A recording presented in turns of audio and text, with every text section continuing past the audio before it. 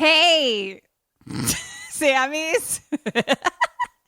This is our 97th episode? Yes. Question mark? 97. Which means our 100th episode is right around the fucking corner. What? Please call us at the number in the show notes and on our social media at KKSAM Podcast, Instagram, and leave us a message. You can say whatever you want. You don't have to say your name. You can if you want to.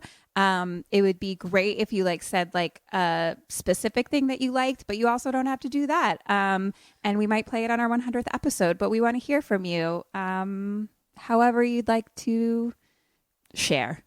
Yeah, please do that. That would be great. Should I say the number right now? Yeah, say the number. Please call us at 323-451-5494. Wow, that voice, Kim. Woo. Thank you. I was into that. There's going to be a moment at the end of this episode where I talk about wanting to talk about this, and then we pop this in the beginning. So that's where we're at. Yeah, it's going to be real trippy for you guys. Proud members of the Podbelly Network. What's your favorite scary movie? Oh, come on, you know I don't watch that shit. Why not? Too scared? No, it's just what's the point? They're all the same. Some stupid killer stalking some big-breasted girl who can't act, who's always running up the stairs when she should be going out the front door. It's insulting.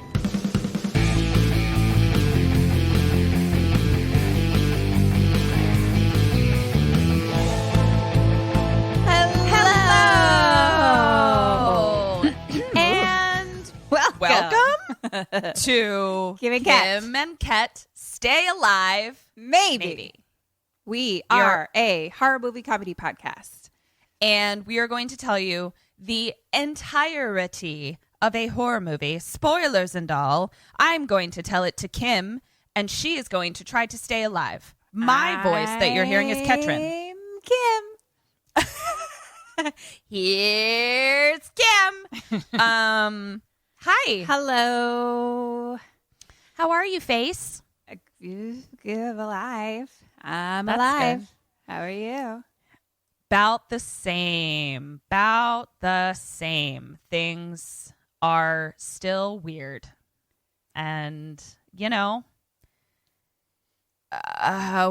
still in purgatory, I guess. I had another mild freak out where I freaked out about purgatory again. And I was like, I was in the car with Eric and I was like, I just feel like there's more evidence piling up that I am in some sort of elaborate Matrix style purgatory. And he goes, okay, well then who am I? And I was like, I don't know. Who are you? My exact reaction. I'm like, who am I and what's my purgatory then? What's my situation? I don't know. Either you're also in this joint purgatory with me, or you're here to make me question whether or not I'm in purgatory and really a figment of my imagination. Purgatory. Aren't there 7 planets in retrograde right now or something too? Literally 7 planets in something retrograde. Ridiculous. It feels like 7 planets are in retrograde. Yeah, I feel physically unsafe. At based on the arrangement of the cosmos. It's pretty intense. Yeah. Before I go into what I said I wanted to talk about from last week, do you have any particular scarring, terrifying horror movie events or tragedies you've gone through this week? I do. Ketrin knows. So I had a little issue this week in my home with some ants. I had a little ant problem. And I told my friends, I was like, and I get me. I know how I am and what I would say if ants were in my bathroom. And then I text my friends being like, I'm being swarmed by ants. And then 27 gifs of me crying and being like, why? Help me.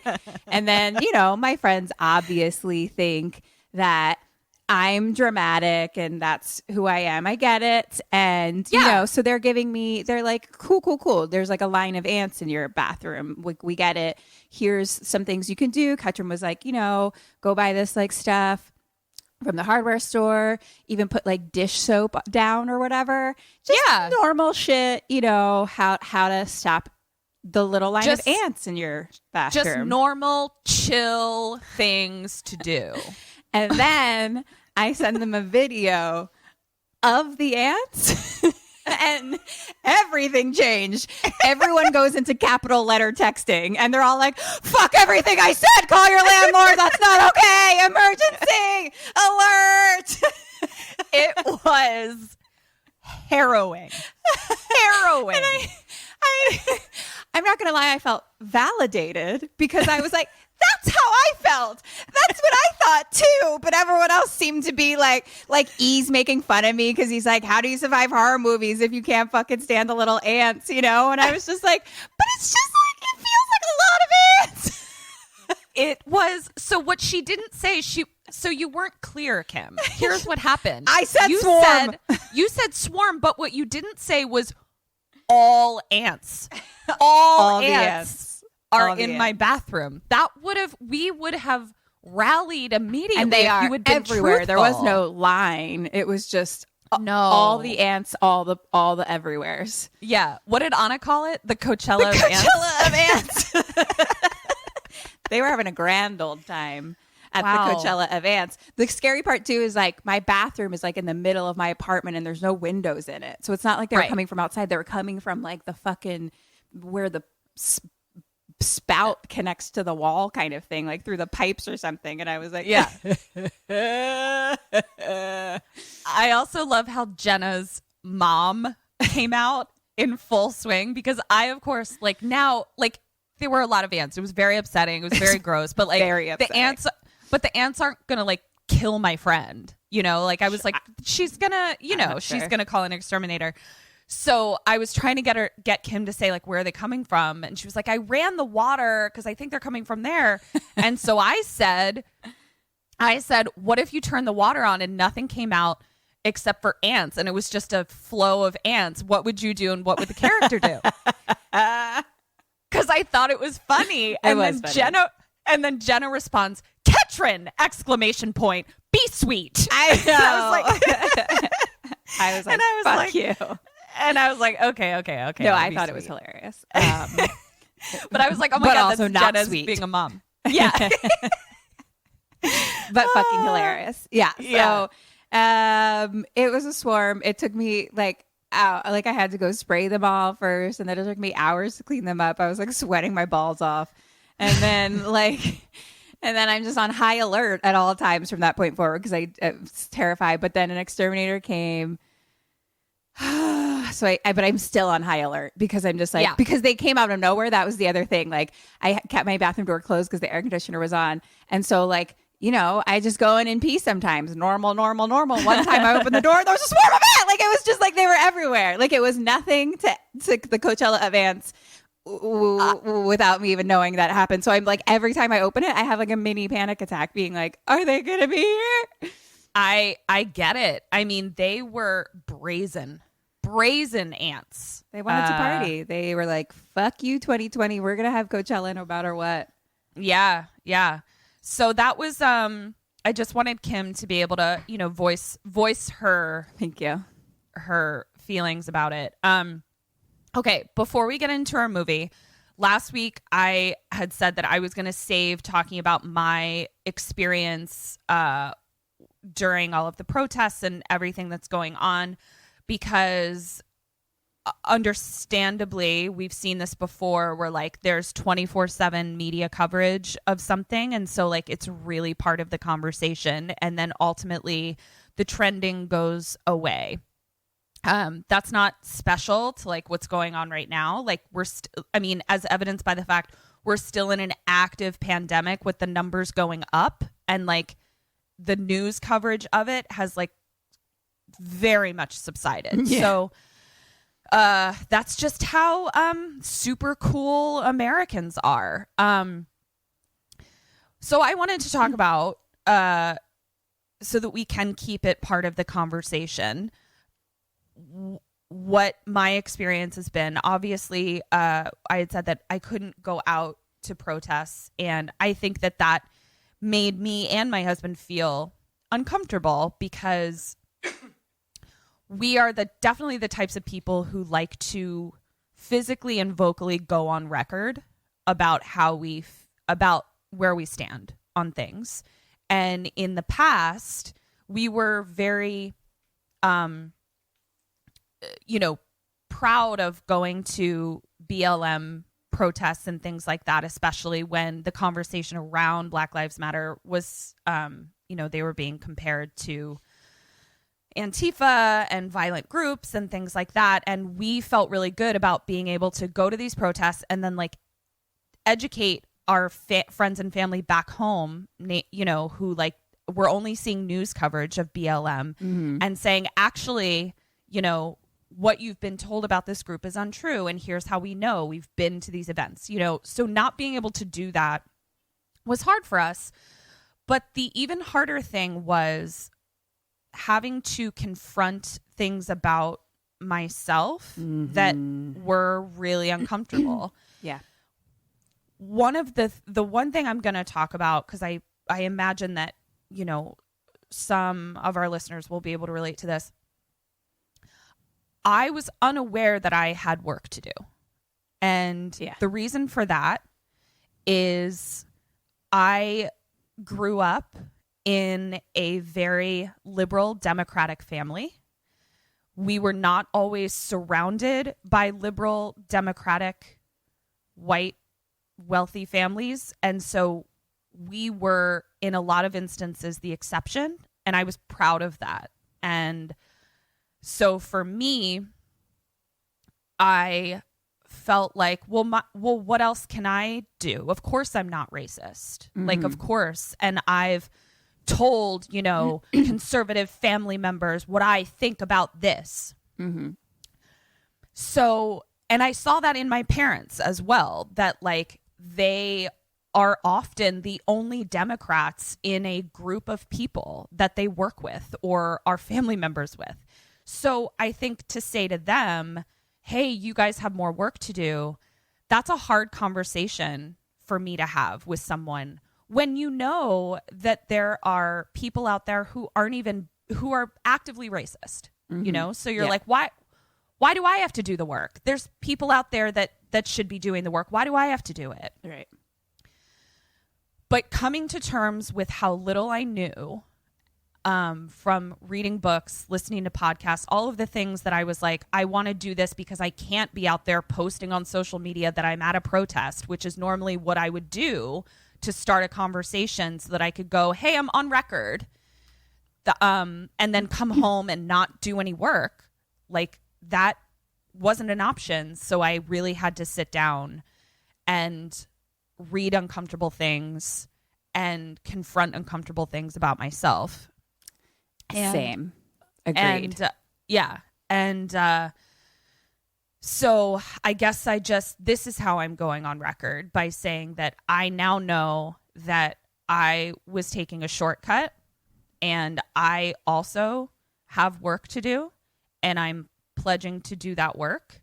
And it's now permanently recorded and I want to be held accountable for that. So that was my experience. And I appreciate you guys, our Sammys creating such a safe space that Kim and I feel like we can do that. And then I will close with this that I saw this morning. So I found this. This is from the Entropy System, and it was tweeted by Alex Flanagan. Her Twitter handle is Cough33Detective. And she wrote, "Hi, I work in local government and community management, and I'm here to tell you a secret. It is like really, really easy to overwhelm the people who work in your local government, especially right now, especially on things they can actionably do or impact. You may not know this, but I bet your city or town or municipality has a website. I bet that website has some contact forms or email addresses on it. I bet you can use them to put together a message in about 5 minutes. I bet it's almost as easy as signing a national petition. Which is to say, I'm noticing, like most other people, that the national level of discussion on really important and long overdue issues is flagging. But the internet and news cycle is not the only battleground, and you will be pleasantly surprised by how easy it is to fight those battles at home, on your own turf, with much more immediate impact, and they are so important. I'm begging you, Make my job and the jobs of people like me difficult right now. Flood us with demands. Make yourselves impossible to ignore. 10,000 signatures on Twitter is a lot, but 10 unique personal emails is enough to derail an entire council session. Wow. So I love that. Yeah, it was posted in our friend Serena's stories, and I immediately went and found the original poster, and I just thought it was so actionable and so empowering. And I plan on taking action in that way, and I thought I would share it with our Sam Army. I love that. Thank you for sharing. You're welcome. Do you have anything else to share, or can I tell you about a super fucked up movie? I just wanted to share one thing I did. I thought it'd be cool if we like talked each. I don't need to do it now because you just talked about all that. But like I know we've each been like watching and listening and stuff, and kind of like educating ourselves and different things. So we could kind of like share those things like each week a little bit. I love that. But I did do something yesterday. Like there's a thing that people are sharing called Black Friday, where basically you like buy things from Black-owned companies on Fridays. Oh, cool. And so I did that like with some friends. We had a little social D sit down in a park and ordered food from like a Black-owned restaurant. So yeah. Incredible. I love like, it. And I love that putting idea, money Kim. into the community is like one of the best things you can do. So I feel like you're going to buy dinner anyway, you know. I love that. Yeah, let's do that every week. That's great. Cool. Do you want to hear about a movie I do. that is going to be hashtag quarantine trigger? Aw. But I think it'll make us feel better about our own situation. And I'm very excited about it. I watched The Lighthouse. Hooray. What? I'm sorry, guys. I just got so much shade thrown at me that I need to compose myself. I'm interested to hear it. It's just like made by the same person as The Witch, and I don't care for that. And this also looked very slow. And I know you got into it that you liked it better. So I did. I very much liked it better. So. But I also see witchiness. I see that's not lost on me, I guess, is Sure. what I would say. I mean, you'll love it for this reason. Dead or Alive. too. Yeah. Rob / Cedric Diggory. Cedric Diggory. Fuck, I don't know with either of these fuckers. Let's go Alive. Willem Dafoe / Jesus. Jesus. Dead. 0. Did I get 0? Well, don't tell me because it'll spoil it, but. Yeah, you didn't get 0. Okay. All right. So, here we go. Foghorn. Seagulls. Boat cutting through aggressive waves. It's all black and white, right? All of it. The whole thing. 100%. And very artistically lit. So the contrast creates moments of terror that are just lighting. And it's, it was impressive. Cool. 2 men on a boat. Can't see shit. Then we just see a little teeny tiny pinprick of a lighthouse in the distance. Then we see 4 men. All of their shit is being unpacked, and they're walking to the lighthouse. Rob and Will, Cedric and Jesus, are looking weathered as fuck, and they're watching the ship that brought them to the lighthouse leave. So the other 2 men were just people that were driving the ship, helping them unload their shit, and then they left. Mm-hmm. So now we cut to them walking inside of the lighthouse. So it's basically, what I can gather, it's its own little island. So the purpose of the lighthouse is that there's just this random little island in the middle of the ocean. So in the dark, you can't see shit. You would literally just crash right the fuck into it without this lighthouse being there. Okay. But it's only the lighthouse and this little ramshackle shack where the wickies like live, basically. So what are the wikis?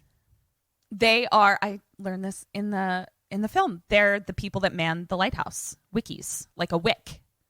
Okay. Yeah, like a candle. So that's the only thing on the island? Yep. That's it. So That's it.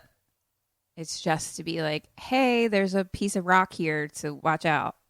Exactly. Interesting. That's it. Okay. Yeah. So they're inside the ramshackle shack of where they're going to live. And it's 2 stories. So there's the downstairs with like the kitchen and the living area. And then upstairs, like in the attic part, is where 2 twin beds are. Okay. And so Rob is just kind of looking around the new digs. He goes up to like a desk drawer. The Cedric Diggs. Am I right? I'll see myself up. Yeah, goodbye. And he like tries to open like a little desk and it's locked and he moves on.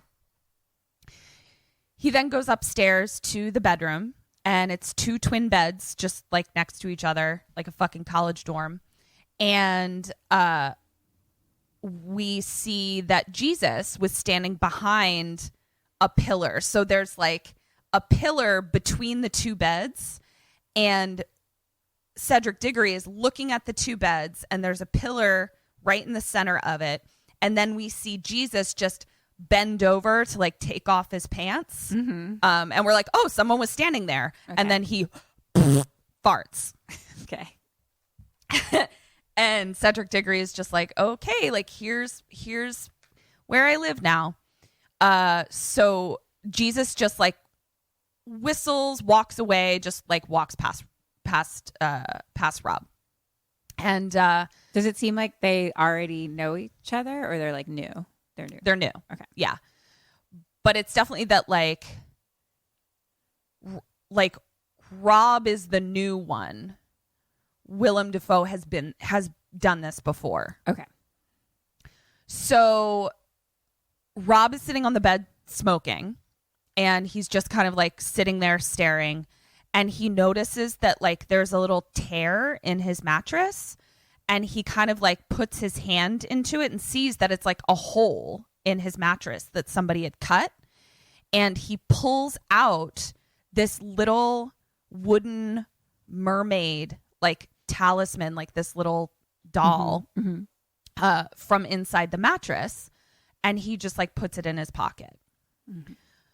So now we cut to gears, fire, Rob shoveling coal. Okay. And the foghorn is going. And I wrote, I guess the foghorn just goes on forever. Like I was just like, I'm immediately insane that it's just like the foghorn just never is not fogging. Like it's terrible. So I was like, well, I'm crazy now. Cool. I can see where this is going. So cut to 2 of them sitting down at a table to eat a meal. And Willem Dafoe toasts, like holds up a mug and says a toast. And he's like, should pale death with treble dread make the ocean caves our bed, God who hears the surges roll, deign to save our suppliant soul. To 4 weeks. And I wrote, that's it? 4 weeks? I've been in this motherfucking quarantine for 3 goddamn months. You fucking wusses. Come at me, bro. So Rob is like super quiet and he doesn't like go to toast with Willem. Rude. And Will is like, it's bad luck to leave a toast unfinished. But Rob is like, Speaking of which. Mm-hmm. Oh, fuck. Yeah. Gina holes out. Tits up.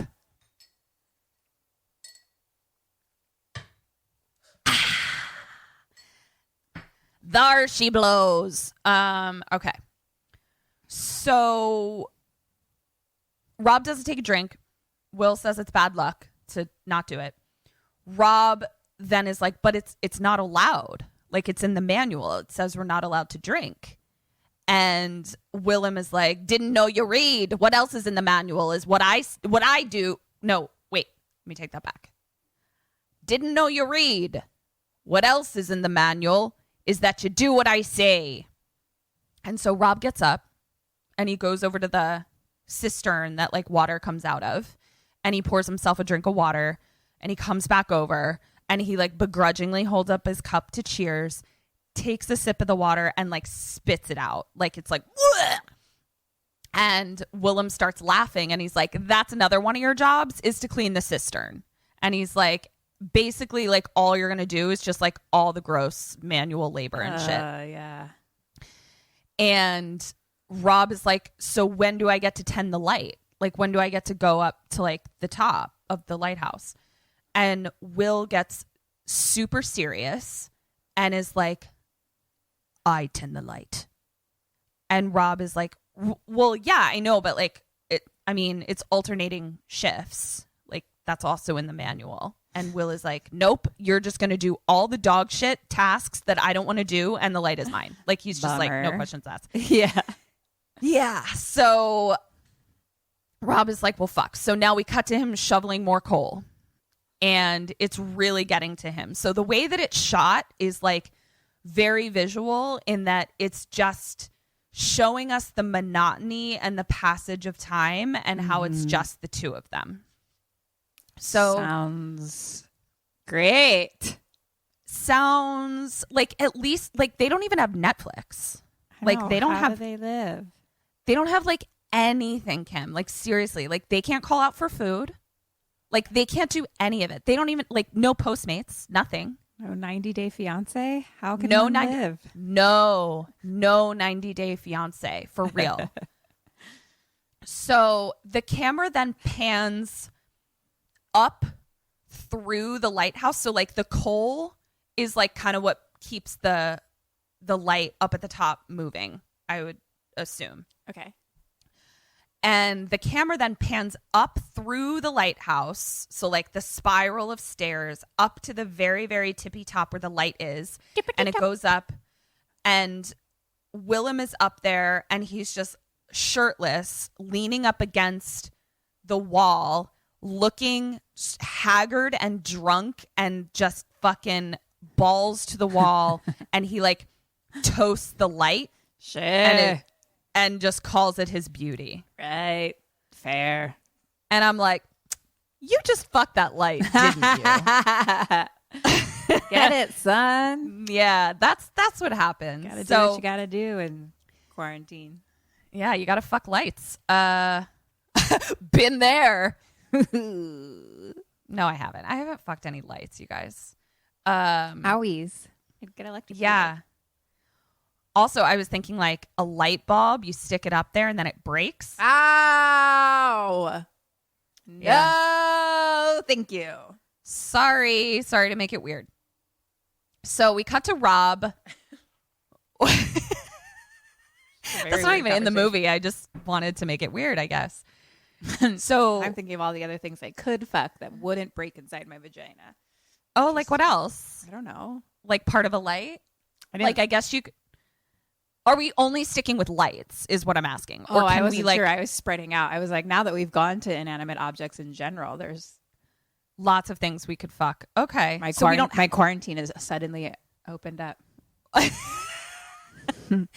I'm just glad we're not just like limiting it to lights, because I feel like that definitely gives me a lot more options. Oh, yeah. No. Your Cool. apartment is your oyster. Cool. Cool. Wow, things are going to get weird. Watch out. I guess you have a dick in your apartment, though, so you could use that. I know, but sometimes you need a little variety. Sure. Sometimes you need, this shoe. Shoe. I was just looking around. I was like, The first thing you saw. yeah.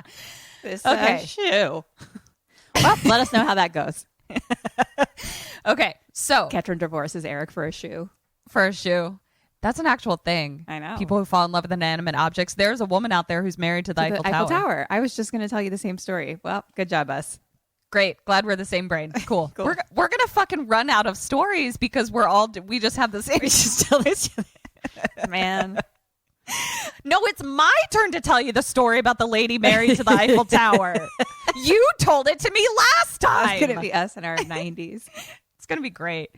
But by then we'll forget the story back and forth. Right. So it'll be new every time. New. That'll be It's good. great. Okay. So he toasts his light. Cut to Rob watching the light from outside, and he's walking to the water's edge alone. Now, I want you to picture, like, there's not really a lot of beach. This is a rock island. Like, this is and like they're in the middle of the ocean. Right. So these are waves that are like the size of skyscrapers, kind of thing. Ah, it's just like curse splash. Oh no, it's like Curse like splash. curse splash. Great, thank you. It was scary. There was actually a couple times where I was like, so we see that he's like looking out at the water, and something is swimming towards him, floating towards him, but we can't tell what it is. And then it kind of like parts into two separate things, but again, it's like dark and we can't tell what it is. Okay. And someone is in the water, dead, face down. What? A body person? Yes. And Okay. he starts walking into the water. What? Like down to where like the rocks are like more level with the water.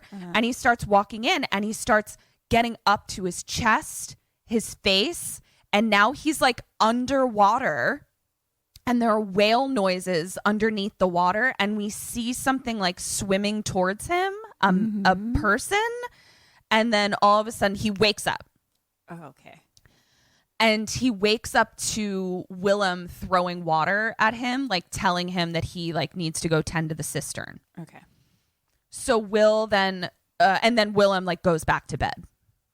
And what So- exactly is a cistern? Is it a spouty water situation? It's basically like the well that your fresh water comes from. Okay. So, but it like has to be open because you need to like catch the rain and stuff. And then okay. and then it's like a pipe that you like pump in the house. Right. That's your drinking water. Right. Okay.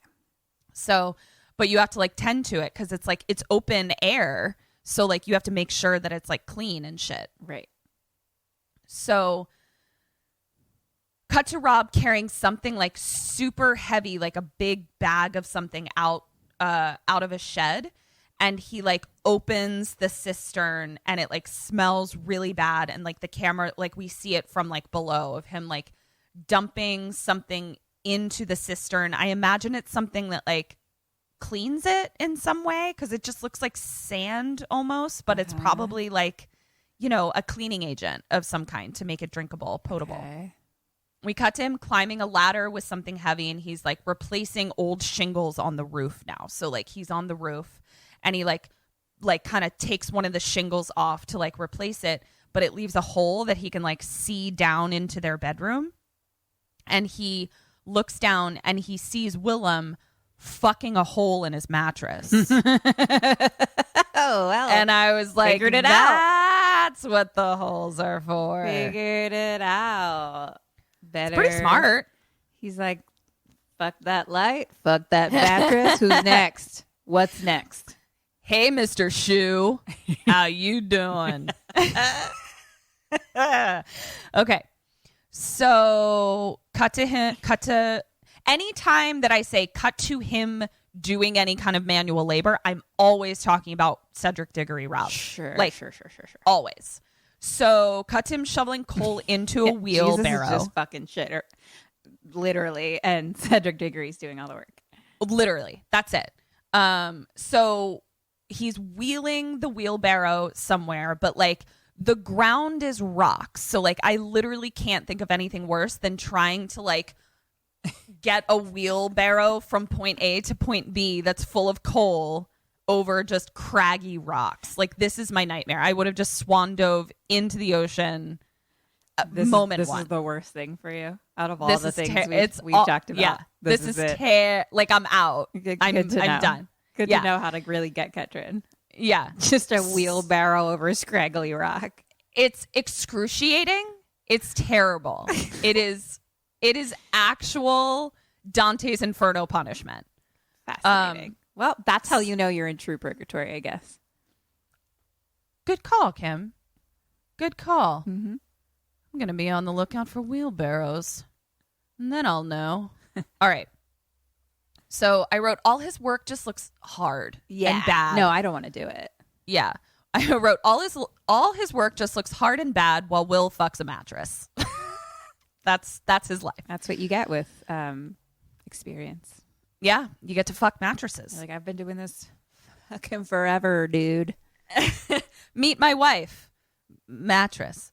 So as he's wheelbarrowing, a seagull is just standing in his path to get into the place where the coal is shoveled in. And the seagull won't move. Question number 1. What do you do? What does he do?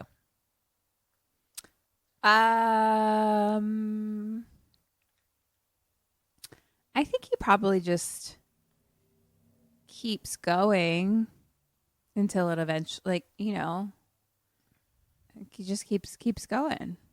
Okay. What do you do? I'm gonna go. I'll go around him a little bit. Can I just wheel around him? We're only doing one type of bell today. Okay. You'll have to listen closely. Oh, wait.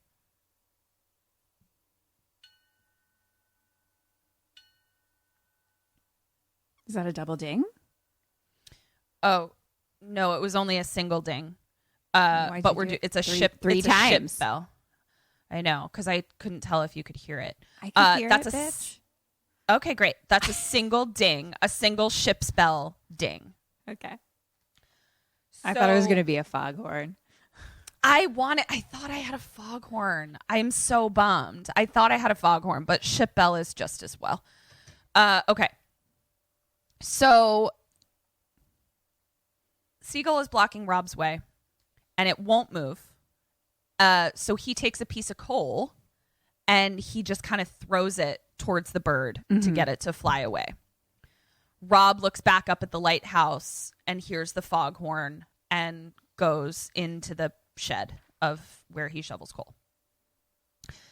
Cut to Rob looking up at the huge spiral staircase up to the light.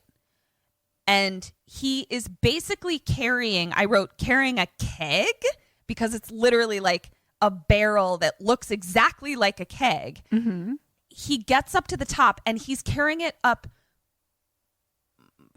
25, 30 flights of stairs of spiral, carrying a keg by himself. The tippity top. So again, I'm like, what do I do? What does the character do? I swan dive into the sea. So up 100 million spiral stairs.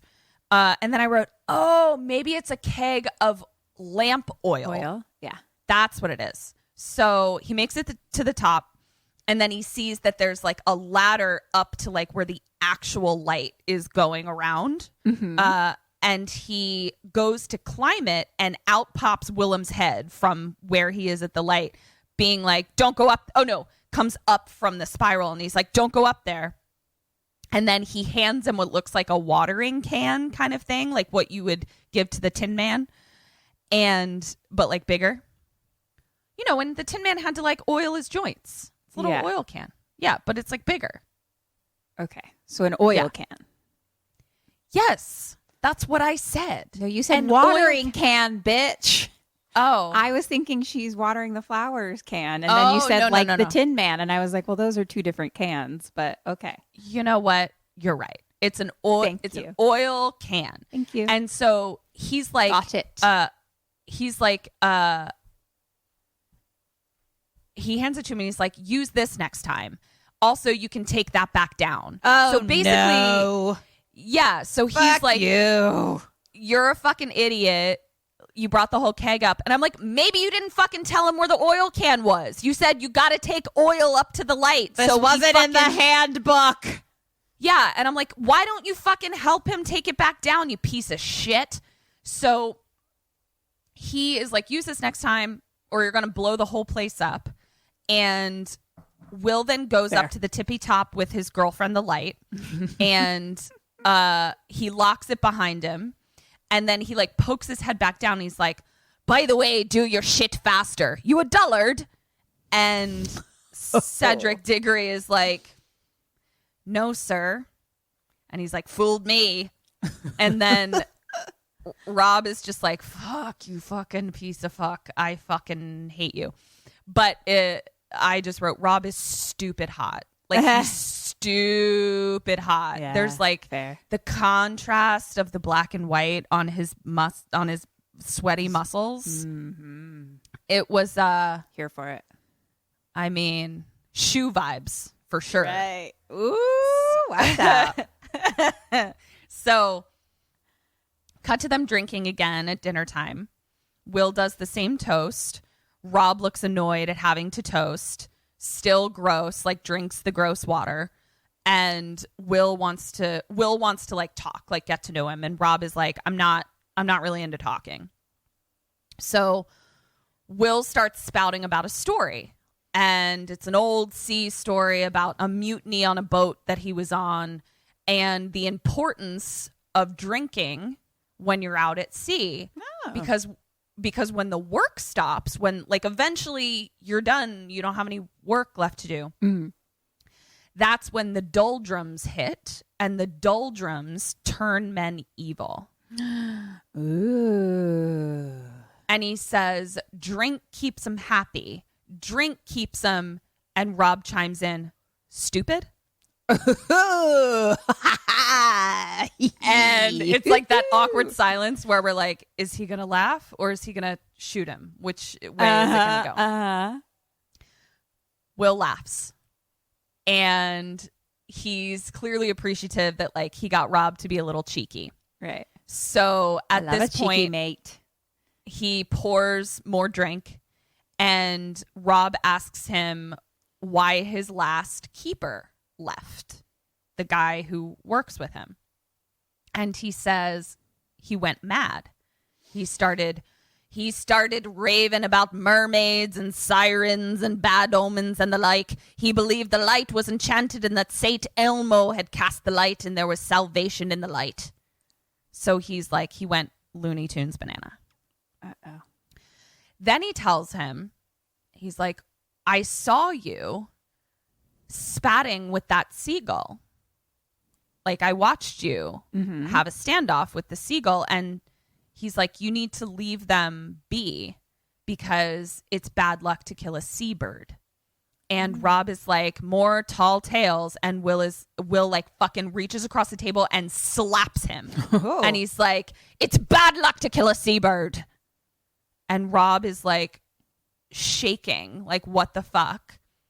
And then Will kind of like disarms and is like, oh, don't mind me. Fix us some coffee. Got a long night. And so Rob is just kind of like, what the fuck is with this fucking dude? And so he goes and makes some coffee, I guess. Cut to Rob in bed, reading. And he hears a tap, tap, tap on the window. We see that it's a seagull. Oh, no. Rob gets up to look. It's gone. Cut to just a shot of the Little Mermaid, like the little wooden mermaid. Mm-hmm. Not like, yeah. That Now seagull we wants cut- a piece of that shoe. Oh, you don't even know. That Robbie P shoe. Because we cut to Rob standing up, aggressively jerking off. Oh. I mean, really yanking it. Really, really giving it to the shoe. It was intense. He didn't even use the mattress? No, he likes to stand. This isn't the first time we're going to see him masturbate. He really likes to stand. Okay. He prefers Angela. He does prefer Hangela, and he prefers standing Hangela. Okay. Stangela. Yeah. Okay. I'll take that back to the writer's room. We'll work it out again. So now we cut to Rob walking outside and looking up at the light again, and Willem is now standing there naked like a starfish at the light.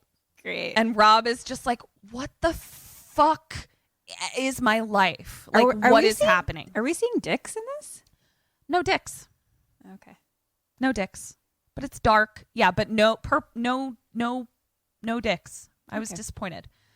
And then he kind of like, he kind of sees Will like walk out onto the balcony part and just kind of look out over the sea. Cut to Rob wheelbarrowing again up a hill.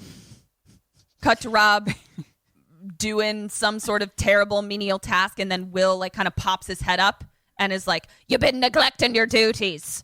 And we're like, "What?" He's like, all I do are my duties. He's like, "I'm dutying right now, bro." Yeah.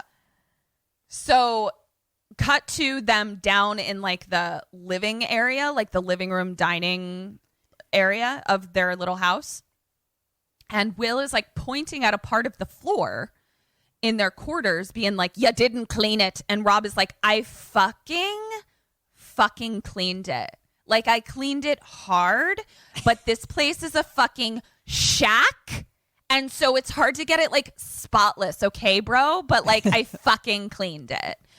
And Will is just like, "If I say you didn't clean it, then you didn't clean it. And if I tell you to tear up every floorboard and scrub each nail till it shines like a sperm whale's pecker, you'll do it. And if I tell you to put the whole thing back together again, you'll do it, and you'll like it because I tell you to.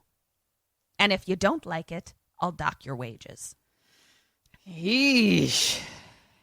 So Rob stares at him. And question 2, what do you do? And what does Cedric do? I think that personally, I don't want to start a row with like the only person I'm spending my time with. That would fucking suck. Right? So, and if he has the power to dock my wages, I don't like that either. No, I didn't even think about that. I kind of thought they were like on equal, like Yeah, they were like he was someone's- his supervisor, but Right. like he wasn't the wage divvier. Right. So I guess I just shut up and listen to him. Is that you or Cedric? Me. When I say I mean I. Okay. And then And- he, fucking hell. Who are you, Cedric Diggory? Who are you? I mean, it's hard to tell from what you were saying earlier exactly how he responded when you were like, "I fucking cleaned it." But he seemed to be aggressive. And No, he was definitely like, he was like, I cleaned it. So I think he fucking spits it back a little. I think he defends himself. That's one shit, Bo. For me or For him? you. Okay. For you. I think you're in the like, so your ethos of not wanting to start a row with the only person you live with, I feel like is the right attitude. He says, "I, sir," but it is like filled with like Right. contempt. You know what I mean? Yeah. So I think your sort of more specific idea of like, I'd like to keep the peace, I think is the right sort of headspace to be in. Mm-hmm. Okay. So cut to Rob polishing some shit and like getting faster and faster. Like, and we realize that he's Like getting he faster and faster because does on his Will dick. is, yeah, because he's like thinking about his dick. But we see that Will is just like watching him, like just watching him. That would fucking piss me off. Not gonna lie. Oh my fucking God, that would piss me off. Like, I can't even stand it when people are like watching me type something. I'm like, can you just do something else while I type this out, please? So now we cut to a huge rainstorm, and Rob is wheelbarrowing. Now it's rocks and really deep mud. Great. So I just never want to see a fucking wheelbarrow ever the goddamn fuck again. I wrote, and it's a nightmare. He like drops the wheelbarrow and everything spills out. And I was just like, goodbye. I'm out of here. See ya. So cut to them eating in silence. And Rob is like pissed. Like he's just like cutting his meat. Just like, he seems to do everything the way he jerks off. to the way he jerks off. Yeah, he cuts his meat, wipes canteens. Yeah. Thwacks his knob. Okay. So now we cut to the next day. Rob is whitewashing the exterior of the entire tower of the lighthouse. Mm-hmm. So Will is up at the top with like a rope and pulley system, and Rob is like suspended in the air, sitting on like a little swing, and like he's got like a giant pole to like paint it white. Mm-hmm. And Will is up there like the one putting him at whatever level he needs him to be at. And Rob is like super annoyed. He's like, I don't like, why are we doing this? Like, you're not going to be able to see it anyway. Right. And the idea is that like it needs to be like bright white so that it like reflects light and shit like that. Okay. But Rob was just commenting like, we can't make it white enough that like it would reflect any light if there's like a huge fucking storm. Like this is stupid. This feels pointless. Sure. And so at that point, Rob kind of like drops down a few feet and he like looks up at Will and he's like, easy. And he's like, I just need you to get down a little bit more. And he like drops him again. He's like, easy. Cause he's like, you know, and he sees that like the rope is like not totally secure.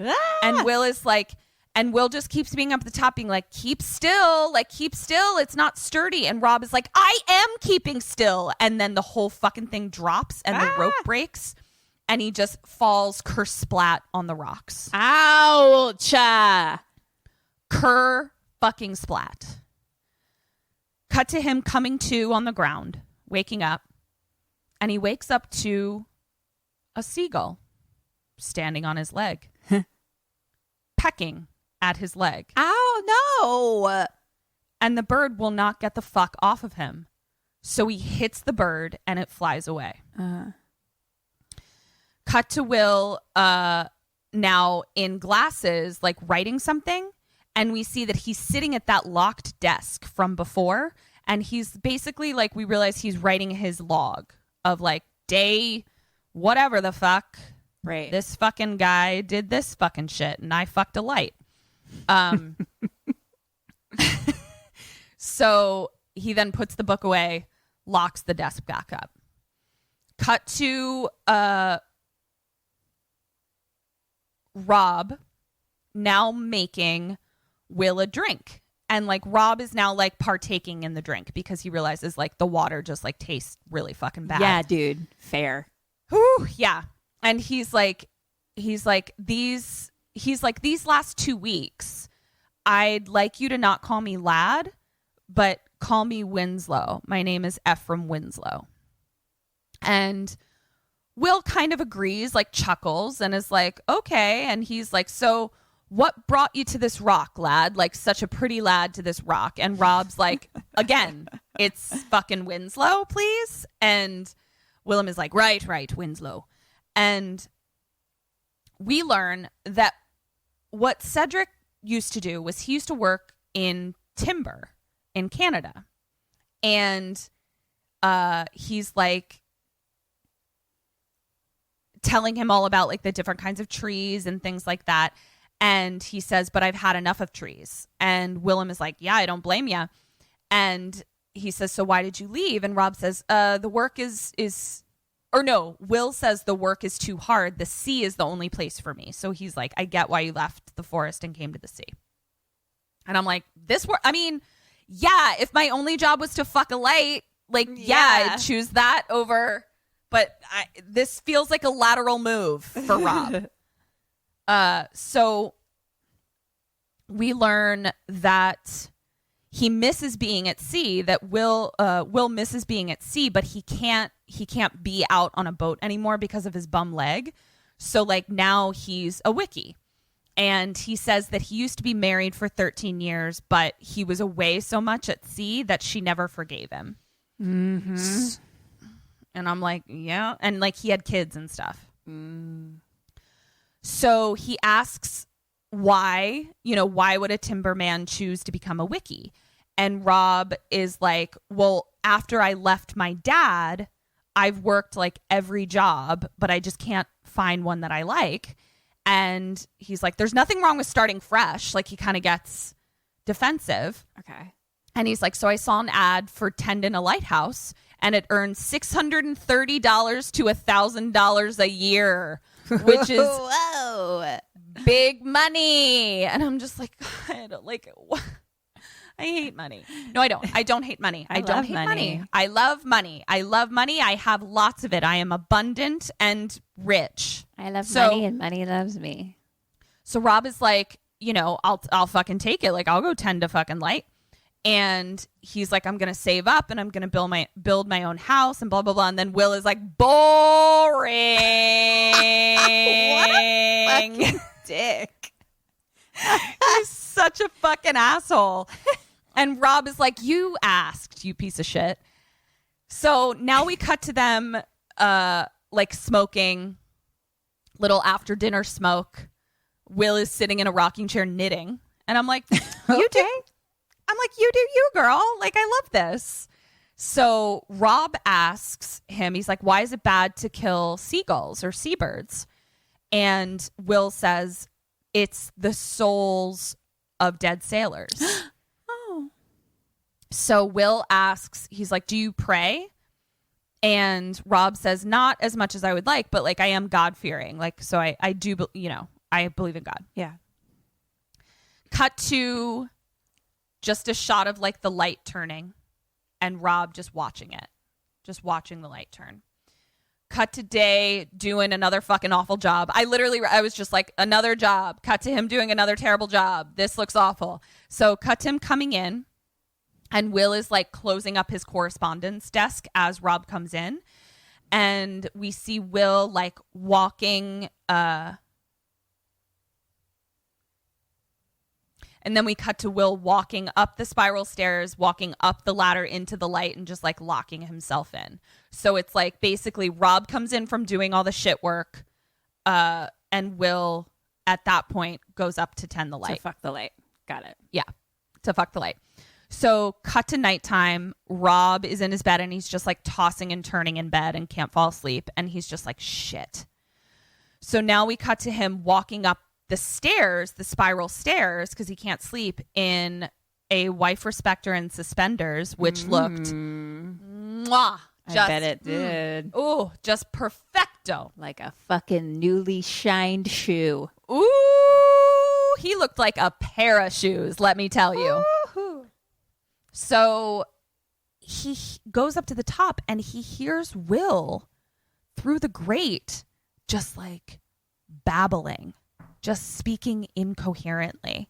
And Rob is just like watching him through the grate because like the floor of like up where the light is like a grate, so you can see through it. Okay. Got it. And he kind of like steps back into the shadows so that Will won't be able to see him. And then all of a sudden he sees a giant fucking black octopus tentacle like slithering across the floor. What? And we just see like Rob's face just like stunned in terror. And he's like, what the fuck is happening? Cut to the next day, getting water. And he goes to the little pumpy pump. And all that comes out is just like brown sludge. Oh, no. Like just disgusting brown sludge.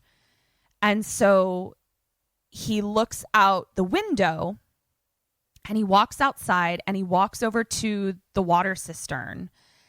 And there's this giant like albatross seabird that's just like stuck and like drowning in the water, and it was like really sad. And then at that point, a gull comes and stands on the edge of the cistern opposite Rob, and they're just staring at each other. At this point, question 3, what do you do and what does Rob do? Can I reach the bird inside, or like what's? You could get the bird inside out. You could reach it. I'm gonna do that. I'm gonna get that bird out and save the little bird, and then clean out the thingy-mabob. Okay. And hand in hand. Sure. That's 1 bell. So, Rob stares at the fucking seabird across the way. Basically kind of like ignores the dying bird in the cistern. And I'm just like, what the fuck, dude? At that point, the staring contest turns to the seagull that was standing on the edge of the cistern flies at Rob, like directly at him. Rob grabs it by the neck and smashes it on the cistern. Oh no. Forever. And I was just like, so let me get this fucking straight, motherfucker. You did not save a poor, sweet, innocent seabird that was dying that you could have pulled out, and you didn't save it with another bird friend witness to see that you cared not for his companion. And then he flies at you to say, save my friend, which is, I'm sure, what he was saying, and you fucking kill it forever? You're a piece of shit. I am no longer Team Rob. I don't care how good you look in a wife respecter and suspenders. I don't care. So, flies at him. At this point, he kills the seagull. Ominous music, ominous boom, and there are just gulls everywhere. He told you not to kill a seabird. Yeah. So the camera then pans up to the light, and we see that the light is moving, and then it pans all the way up to the top of the light, and we see I'm having a Kim moment, and I actually couldn't remember at the time. The thing that tells you which way the wind is blowing, what the fuck is that thing called? Oh, I don't know. But I know what you mean. Yeah. Okay. It'll come to me. So it's like kind of turning, like moving a lot, and then it just like stops dead in its tracks on northeast and like doesn't move. Northeast. So like the wind is like very much like, I'm going this fucking direction now. Right. So cut to Rob cleaning something, and Will comes in and is like, the wind is changing. And he's like, shit's about to get real fucked up. And Rob is like, it doesn't feel like a storm. Like, it actually feels really nice out. And Will is like, you wouldn't know. Like, you don't know anything about what anything means. And he's like, but it's going to get real fucked. And so we have to board everything up. Whoa. And Rob just stares ahead. And Will is like, what's stirring in you, Winslow? And Rob is like, nothing. I just like, I could use a hand with the boards. And we learn that it's their last night there. Oh. That the next day, the tender is coming for them. That's what the boat's called that comes to get them. It's called a tender. So tender. So we cut to them boarding up the windows together. And then we cut to Rob pulling something in from the ocean, like with a rope, like pulling something in. And Will is just standing there like watching him.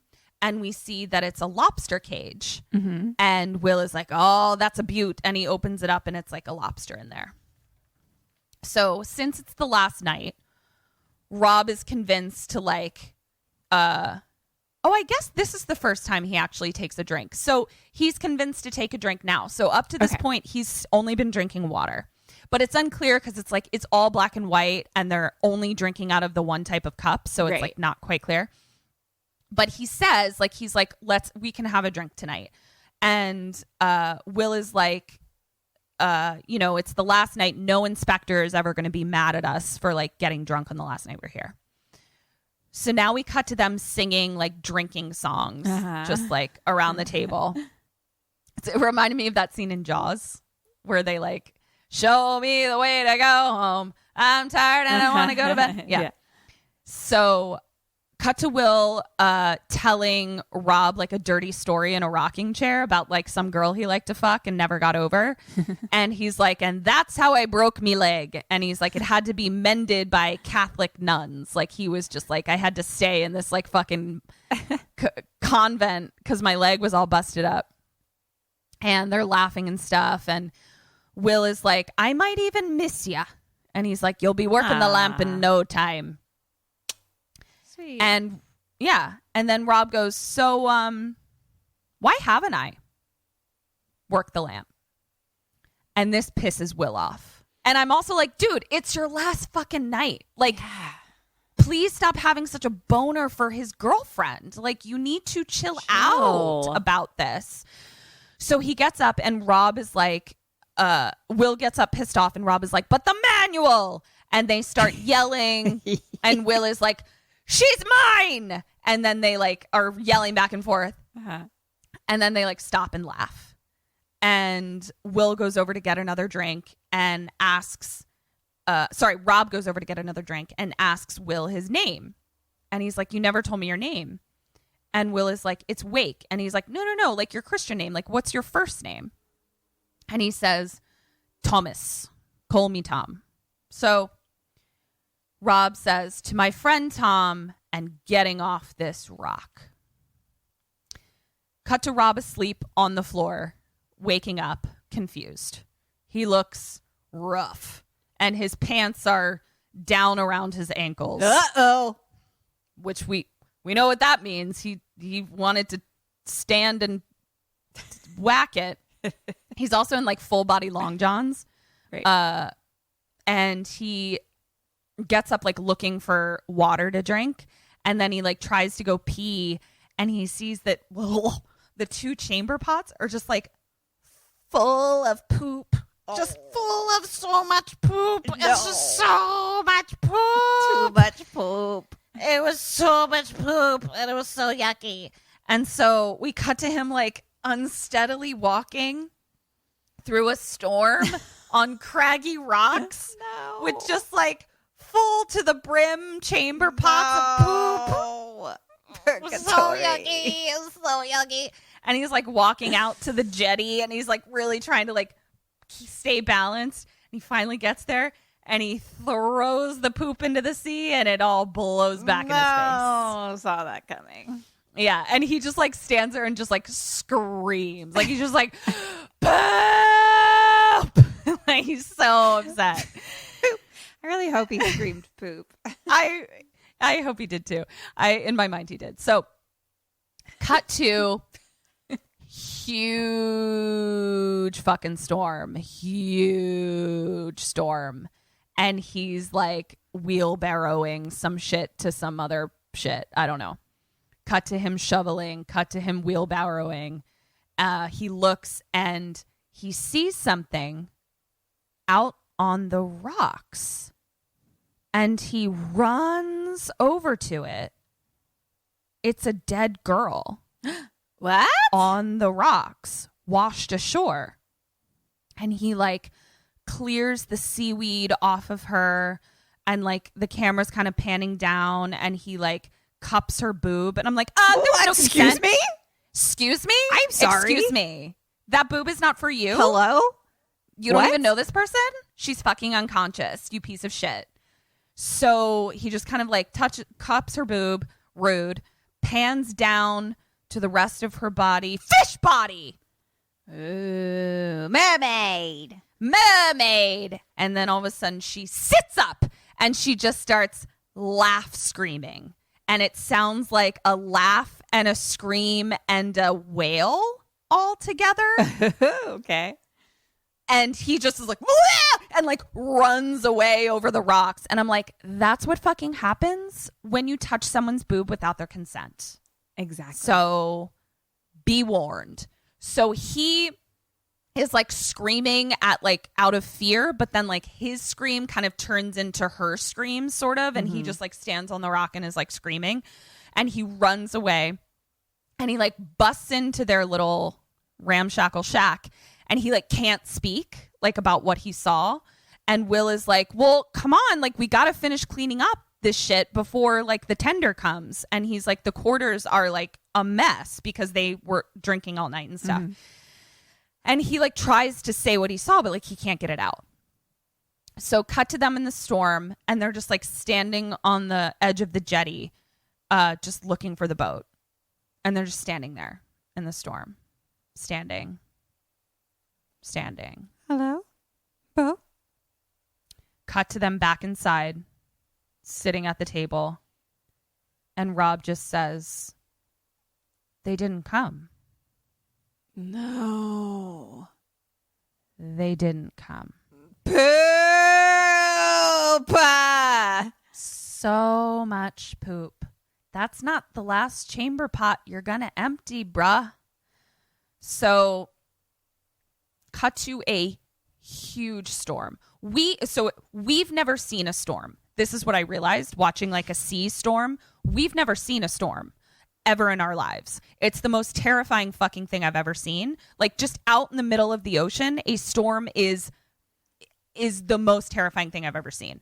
So like I said that the waves were like the size of skyscrapers. I think that's modest. Like I think that's like one of the average waves. They're Terrifying. so big.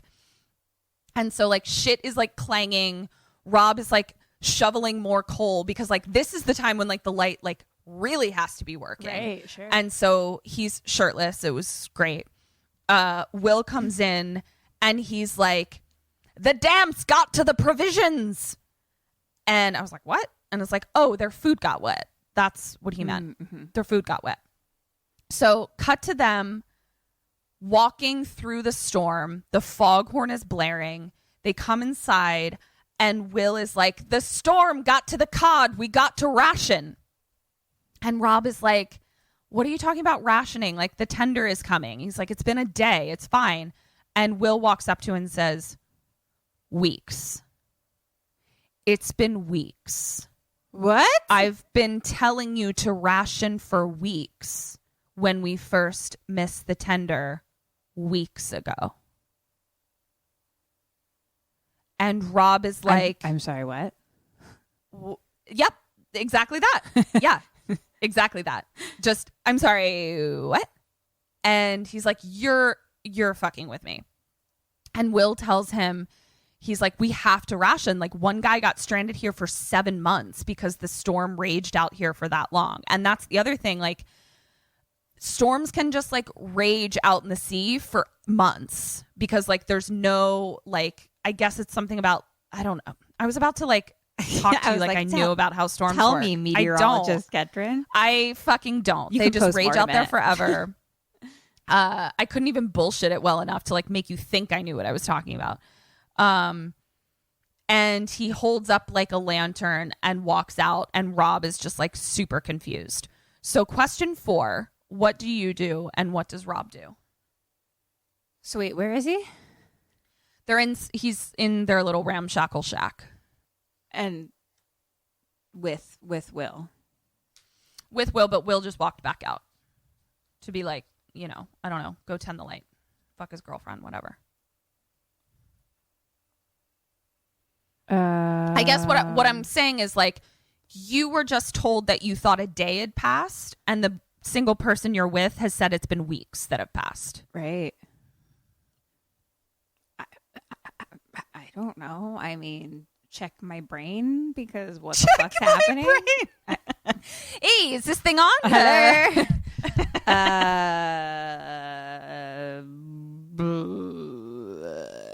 I guess I could check the rations and see where we're at. I think I'm gonna do to be like, how much do we have left? Like, what time has passed? Can't think of any other way that I can figure out how time has passed and why my brain doesn't know that time has passed. Yeah. Oh God. Okay. So yeah, Kim, I guess how long? I'll check. What? How long do you think we've been in quarantine? I don't know. 3 months. It's been 3 months. Years. It's been years. Check your brain, bitch. I hate you so much. It's like what if it has been years? Well, bitch, if it's been years, I'm still on your same timeline. So good. at least we're together in that. So yeah, I guess I'll check the rations. Why don't I know that it's been that long? Change the batteries in your brain. And I guess he maybe fucking I can't figure out this dude. Also like when and what are we? He goes and jerks off. No. He Double ding. has a drink. I don't know. That's one, Beau. Yeah. Do something to verify the passage of time. Like, that's the exact thing clearly they've been marking the passage of time, I would imagine, somewhere. Checking the rations. I thought that was smart. He doesn't appear to he doesn't appear to try to verify anything. Because it just cuts to this really cool shot where we're outside of their cabin and we see the lights on inside. And we see someone running from one side of the house to the other in the storm. And then that person comes out and we see that it was Will running across the house with another shovel. And they're out there and he's like, dig, dig. And so they're like, what? Diggory. Sorry, I'll see myself out. Yeah. Go on. That was... I couldn't help it. But also touche. So they unbury something like real life pirates. There was a treasure chest under there. And digging outside the shack? Mm-hmm. Okay. Turns out there was a secret stash of rations that they buried underground, like to be safe in an emergency. Oh, that's so smart. Bunch of rations, though it appears to just be booze. So I'm like, I love a good cocktail, but you got to pad your stomach with something. Yeah. We call it food. There might have been food in there. Just like all I could see was like liquor bottles. So cut to them inside, and Will is now telling Rob another story about when he was stranded at sea. And he's like telling this really gross story about how like they were stranded at sea and they were all dying of gangrene and scurvy and like they're dehydrated and their teeth are just like falling out, like just walking around and teeth are just falling out on the deck. Thank you. And it was super gross. And then they finally like hit land, and so they all get off the boat, but it's just like a teeny tiny little island of just grass. Like there's just nothing else on it. Nothing lives there. It's just grass. And so he's like, so we ate the grass. Sure. And he's like, and, you know, that scurvy is how I fucked up my leg. And Rob, as he's telling this story, looks down and they're very drunk. And he like sees a tiny little dinner knife on the table. And we see him just like pick it up and put it in his pocket. Oh, my goodness. Then he drunkenly says to Will, I thought you broke it. And Will is like, what? He's like, your leg. Catholic nuns and all that shit. Oh. Thought you broke it. And Will is like, you must have misheard. And like just goes back to doing whatever he was doing. Cut to them in their bedroom, and Rob is wasted and Will is tipsy. And Rob is like, how you eat grass with no teeth? And Will is like, what are you talking about? And he's like, you said all their teeth fell out. And then you said you had to eat grass. how do you eat the grass with no teeth? And Will is like, I'll tell you how you eat grass with no teeth. You rip it out and you swallow it. And then they like start laughing and just like, ah, ha, ha, ha. And, at this point, Rob also like chastises him how Will is constantly calling him a dog. Like he's like, my dad used to call me a dog. Like, stop calling me a dog. So they drunkenly laugh about that. Rob falls over and is like, I don't knows about that. And then they're sitting just facing each other. And then they just say what back and forth to each other for years. Just what? And I was like, this is Meisner as fuck. I was just going to say that. I was like, so they were doing a Meisner exercise? They were doing a straight up Meisner exercise. And it even evolved like where they're saying what back and forth. And then it's like, that's the trouble with you. That's the trouble with you. With you. With you. With you. Like, I was like, where's Harvey Doster? Literally this is like a Meisner acting exercise for everyone who doesn't know. I am positive that like they did that scene like where I can see Willem Dafoe being like, let's Meisner this scene. Can't you see him doing that? Like just being like, we're gonna do this. Throw out the script. We're just gonna Meisner this. That's what I can totally see him doing. So, I mean, I'm sure they knew they were Meisnering it. Someone knew what was happening there. Somebody, Meisner knew. Not sure was whose Meisnering. idea it was, but it's very clear that that's what they were doing. Yeah, and so they're going back and forth, and then like Rob kind of like loses it, and he's like, "I want a steak." And he's like, if I had a steak, I would fuck it. And I'm just like, what? Wow. We fucked so many things in this movie so far. We fucked so many things. I also just feel like his priorities are a little wackadoo. Yeah. I'm like, it doesn't appear you've eaten in quite some time, sir. Why don't you, fuck the steak, but then eat it maybe. Steak. But also, like, fuck the mattress, fuck the light, fuck the shoe, eat the steak. Yeah, eat the steak, find something else to fuck. Yeah, Kim's idea is better. Options. Don't eat the steak after you fucked it. Just don't fuck the steak. Just fuck something else, please, and then eat the steak. So at this point, Will is like, you don't like me cooking? And they fight about his cooking, like fight back and forth about his cooking. And like Will is like really offended that he's like saying he like isn't enjoying his cooking. And he's like, but what about the lobster? I fed you lobster. Aww.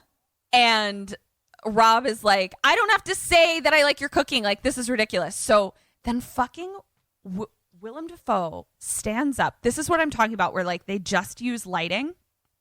Camera just on Willem Dafoe's face and terrifying eyeballs. Right.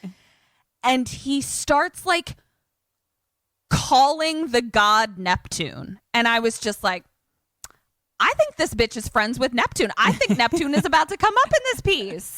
This was convincing. And he's like calling him. And Rob is just sitting on the floor, like staring up at him, like, what is happening? And then he like stops and Rob goes, all right, have it your way. I liked your fucking cooking. So now we cut to the lighthouse light. Rob is watching it from below the grate. And he's just like staring at it. And the camera's just like panning into his eyes. Then we cut to the terrifying sea. Okay. Kim, I want to know at this point, things are dire. Walk me through, what are you going to try to do with your life? And what does he do? I mean, I'm just going to try to survive. Okay. Just keep doing the thing. Okay. I have faith that the tender hook will come. Okay. And so just keep me rations and to keep me light on and okay. keep anything for your mental health. Shoe handy. Keep your shoe handy. Yep. Okay. Keep fucking me shoe. Okay. So you're just gonna try to wait it out. Ketrin, you're saying that as if I had another option. What do you mean? What do you want me to jump in the sea? Yeah, go find your mermaid concubine. Am I supposed to swim home? Like, there's not like, I don't Kim, understand the question. Kim, I am not suggesting that you should try to swim home. Let's be very clear about that. Bitch. I am not suggesting that. Ketrin is making fun of my swimming. Yes. I'm sorry I am. wasn't on a fucking swim team, okay? I'm sorry I never technically learned to swim. I just learned by watching other people and then doing what their body seems to do. Right. And I'm just trying to help you and tell you, please do not attempt to swim home. Thank you. I would never. I do just fine with my swimming. I get from one place to another just fine. I don't know what else I'm supposed to do. I could possibly do. Like, I mean, I'll probably do my shit where it's like, oh, maybe I'll meditate or whatever, like, do my thing. I have a book. Keep reading my books. Sure. Okay. Keep fucking my shoes. That sounds good. All right. Got a new friend. I don't fucking understand this person. I don't know, and I don't even know what the option is besides wait it out. What are you even asking me? This doesn't make sense. Okay. I'm going to give you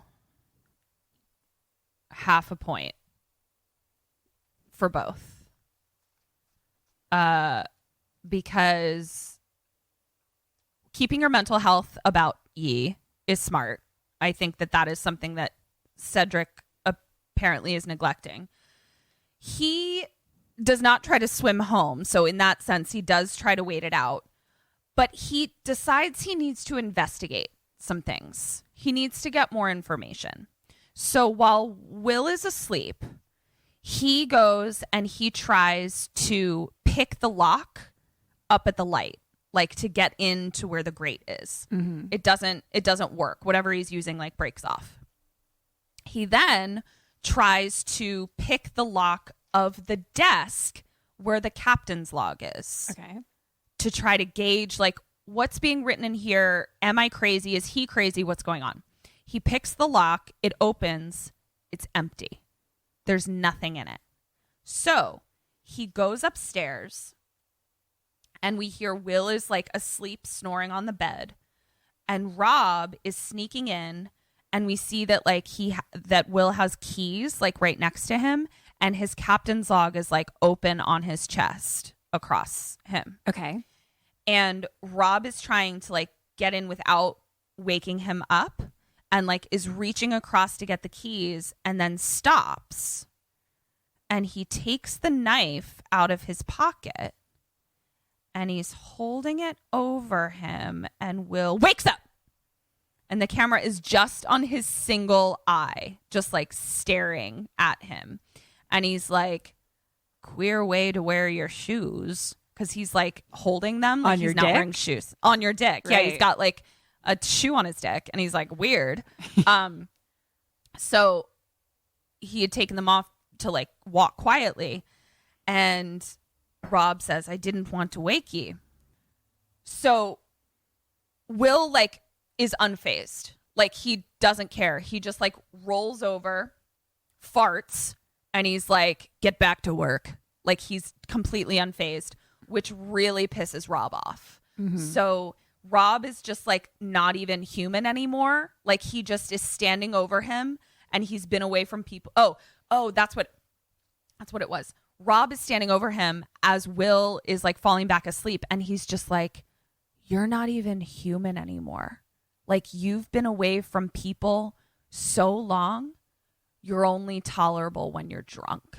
He says that to Will? He says it to him. Okay. And Will is just like, get to work. And Rob stands over him for a long time, and just this pained grimace like forms on his face, where it's just like a smile technically, but it's also just a terrifying look of insanity on his face. So cut to him outside in the storm doing awful chores. It's still storming. And he starts to like try to like drink the rain. And all that's in his wheelbarrow is just rainwater and an empty liquor bottle. Uh-oh. So we cut to him shoveling coal and drinking. Like every time he takes a shovel, he just like chugs a bottle of booze. Cut to him hauling up the lobster thing again. So these are quick cuts, real quick cuts for the next like few seconds. Cut to him shoveling coal and drinking. Cut to him jerking off to the mermaid and like rubbing the statue. Cut to mermaid boob. Cut to mermaid vagina. Whoa, what's that look like? Okay, so like fishtail, right? Like Right. Little Mermaid Ariel. But picture if like the front of Ariel's tail was just a big gaping vagina. Like the very end of it? No, like the front, like where your vagina is. where your vagina is, but it's just like on the front of it. So you're just kind of like what, like truly gina holes out. Just Gina holes out. Okay. out. Like yeah. it looks like labia. Mm-hmm. Yes. Okay. Yeah. Interesting. And it's huge. It's It would be like if our vaginas were facing forward and Right. down to our knees. Whoa. Okay. Yeah. Okay. It's a big vagina. But Rob's into it. I mean, he is whacking away at that I'm mermaid sure he vagina. wants a piece of that mergina. Oh, he is into it. He's like, this ain't no shoe. So then it like quick cut to like the back of a blonde guy's head, like someone with very, very blonde hair. Quick cut to a spear. Quick cut to him fucking the mermaid. Quick cut to a giant tentacle. Blonde man, tentacles, being pulled into the sea, keeps trying to blink away the blonde guy. So like every time he like pictures the blonde guy, it's back to him like whacking really hard trying to blink the blonde guy away. And then cut to timber floating in the sea. Then he comes like a whale person. I mean, just like like if a whale were to orgasm, that's what it sounded like. Okay. And we realize that he's just like standing in the fucking shed by himself, pants down around his ankles, whacking away, thinking about merginas, and then he comes like a whale. Okay. And then he starts gasping and crying. Sure. He's having a tough time. Oh my God. Me too. Been there. So he then picks up the knife, and while he's still half naked and drunk, he kind of like crawls over and he like stabs the mermaid statue apart. He's unwell. Yeah, That was like his. I can tell. I mean, it was his only friend. Like, it's just terrible. It's so sad. So then it cuts to him post whalegasm, and he's outside again, and he's pulling up that lobster crate again, and he finally gets it on shore, and he opens it. There's a fucking head inside. A human head? A A human head? A human? A human head? Is there a human head? I couldn't say the word, so I couldn't believe it. Yeah. There's a human head in there. Okay. Kim, question number 6. What do you do? What does he do with this human head? I don't want to be here anymore. Neither does he. He is stuck on a rock. No shoes to fuck. No steaks to fuck. Oh my God. Okay. I don't feel that I can trust myself right now. I don't fully feel that I can trust Jesus either, but he's all I got right now. Sure.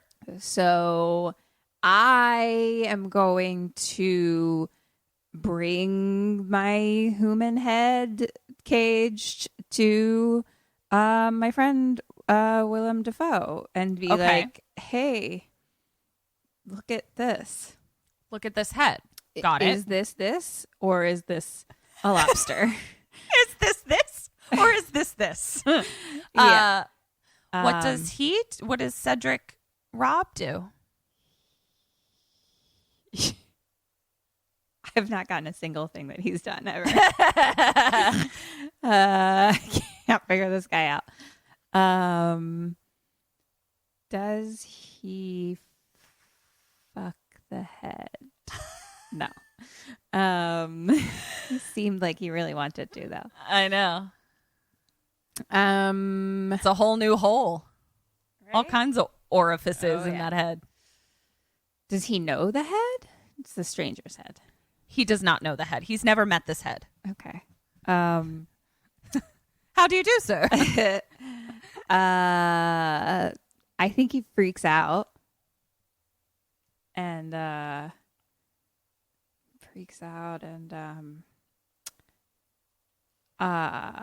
mean, wouldn't he tell Willem too?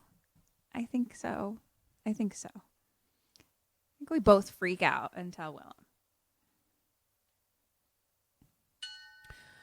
One ding for you. Yeah, if you could go tell someone about the head you found. Unfortunately, you didn't get his because his answer was to go drink a bottle of liquor. Oh. So we cut. See, I used that answer too soon, but now I see where we are. Okay. Yeah. So rather than saying "Porqué, human head," he decides rather to have a drinking contest with Will, because it literally just cuts directly away from this to them standing next to each other, aggressively, angrily drinking twin bottles of liquor. Right. This is why I didn't start drinking again during the quarantine. I'm not joking. I thought about that. Like literally as soon as he started drinking, like it is truly a cautionary tale. Ever since that moment. Yeah. I was like, nope, that would be me. Yeah. So cut to them dancing a drunken jig like nuts people. Harley. I want that as my ringtone. That was incredible and I loved it. So instead, Rob kind of like stops dancing and Will like keeps dancing a jig, and then he's like, keep dancing, but it's like insane dancing. Great. Where it's just like like nobody's enjoying themselves. Why are we all still dancing? Everyone is so angry about dancing. Sure. And so now we cut to them slow dancing together, holding each other, caressing each other. Perfect. Will is singing Rob a lullaby, and they pull away. And they're about to kiss. And then they could fuck each other. Sure. Imagine if they could fuck each other. But Rob is like, no, and like pushes him away. And then he literally like puts up his dukes. Like like the fucking Irish leprechaun mascot. Like fucking Notre Dame. Yeah. Yes. And then they fight and punch each other.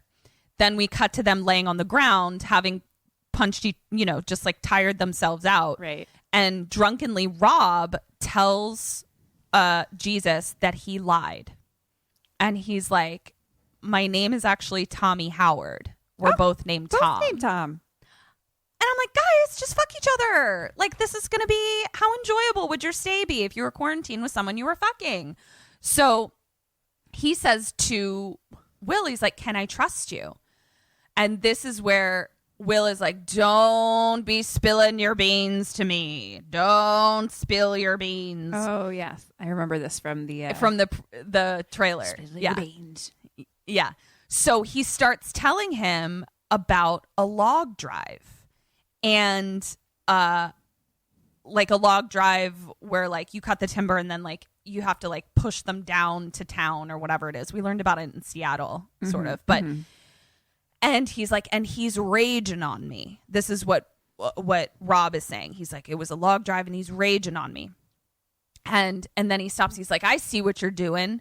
And Will is like, I'm literally doing nothing. I'm telling you, please don't tell me this. Please don't spill your beans to me.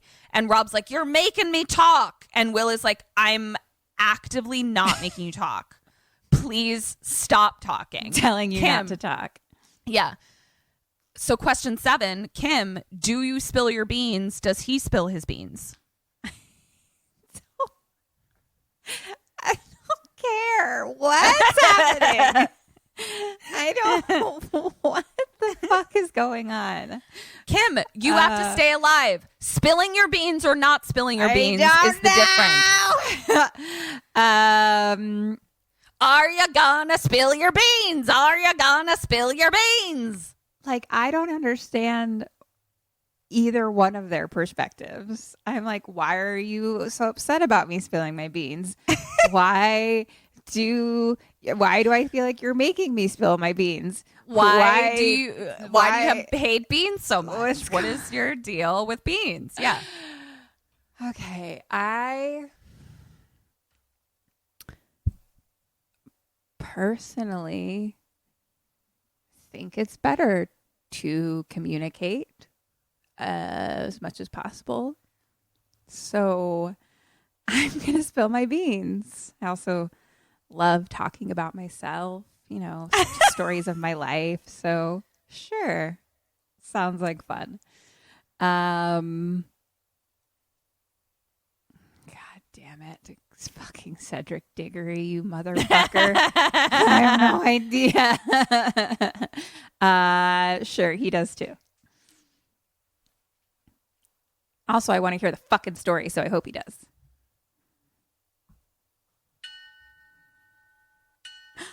Is that a double? That's 1.5. Oh, God damn it. No, you got him right. And Okay. here's the thing. You only got a 0.5 point for also spilling your beans because you've done some mental work on yourself up to this question. Questions 1 through 6, I was like, I feel that Kim has put together an environment of camaraderie and friendship and mutual respect. I have. She's also been meditating and fucking her shoes in a way that's getting a lot of aggression and tension out. Yeah, it's so good I feel to like get that oxytocin. you have earned the right to spill your beans. Thank you. Rob did not. Okay. He did spill his beans. Okay. So Let's he spilled hear his it. beans. Let's hear it. So Rob is like, I trust you, I don't trust you. And Will takes a drink and we're sort of like panning up away from them, not hearing the hot goss, which I was very upset about. But then it pans up, and goes kind of through the ceiling to where their bedroom is, and we see it pans up, and now Rob is sitting on the edge of the bed. So it's like we are about to hear the hot goss, but no, we're about to hear it, but it's like it traveled up to the bedroom as he's telling it. Got it. Because I was like, what is the tea? Fucking spill it. So here's what we learn. Comes in mid-story and he says, 1 swipe from me hook. But I didn't. But I could have. And he's like, but I saw the jam coming. So the jam being like the log jam. And he started slipping. And I saw him slipping. I stood there and he slipped. I just stood there and he was swallowed up by them logs. Oh, no. And then I thought to myself, I could use a smoke. And I cleaned up my things and said, Tom Howard is no more. Ephraim Winslow will find respectable work. And then Rob looks up. What? And Will isn't even sitting there anymore. Like he's just not even sitting on the other side of the bed. Okay. So here's what we learn. The man he's talking about, because we remember back in the beginning where he's like, when I left my dad. Yeah. He worked with his dad on the log jam.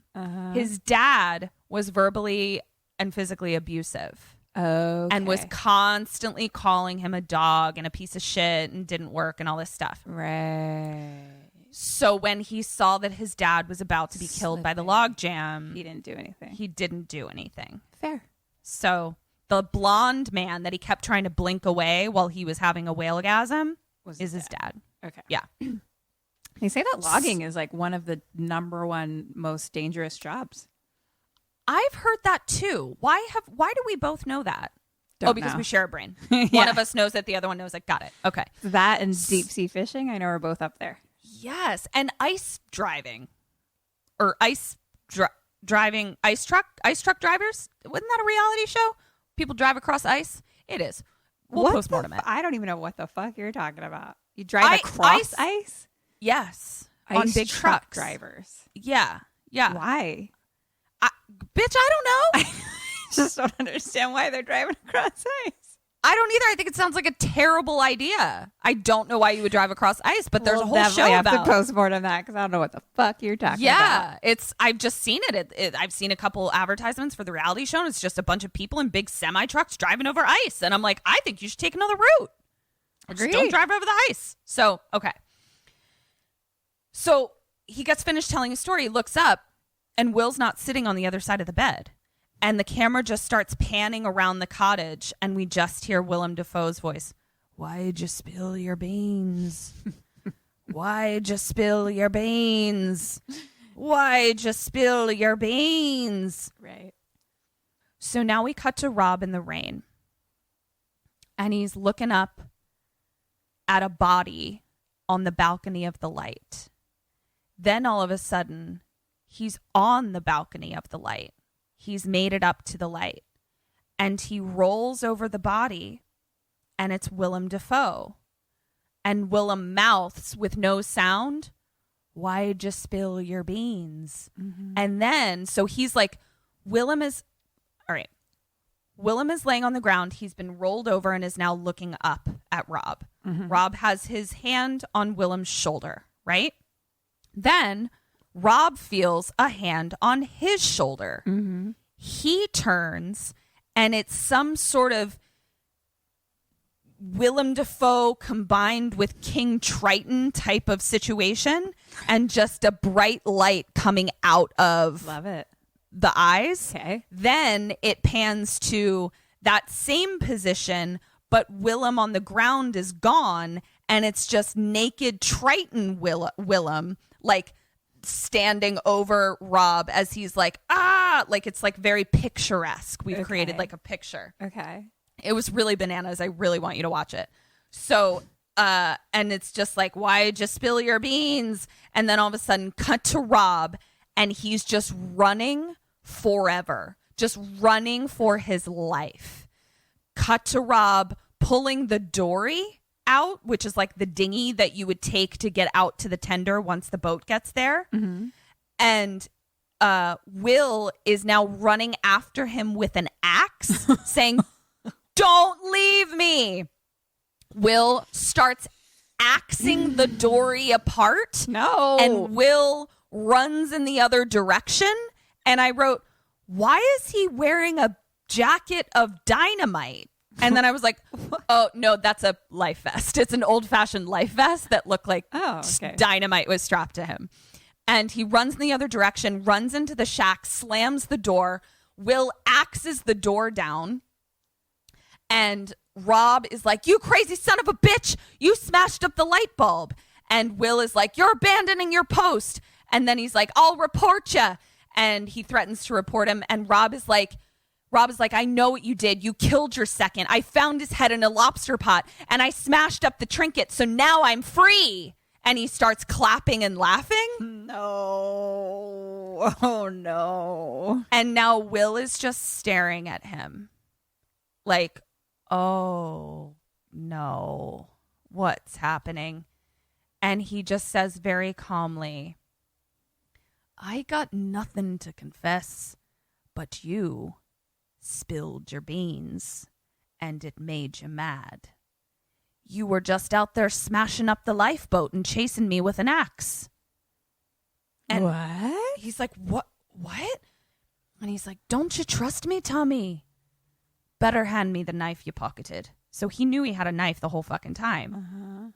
He hands it to him, and Rob is just like, he's like, but I thought you were chasing me with the axe. I don't. So he hands it to him, like real confused. And Will's like, that's a good lad. And he like snaps it in half. And he's like, you're shivering. He's like, you're so mad. And he says, how long we been on this rock? And he starts asking how long we've been on this rock. Who am I? He says, oh, I'm probably a figment of your imagination. You're probably in the forest dying of frostbite knee deep in snow. And like Rob is just like, I don't know what's happening. Me neither. And Rob like falls down on the bed, like exhausted, and just says, I need a smoke. And Will says, we're out of drink.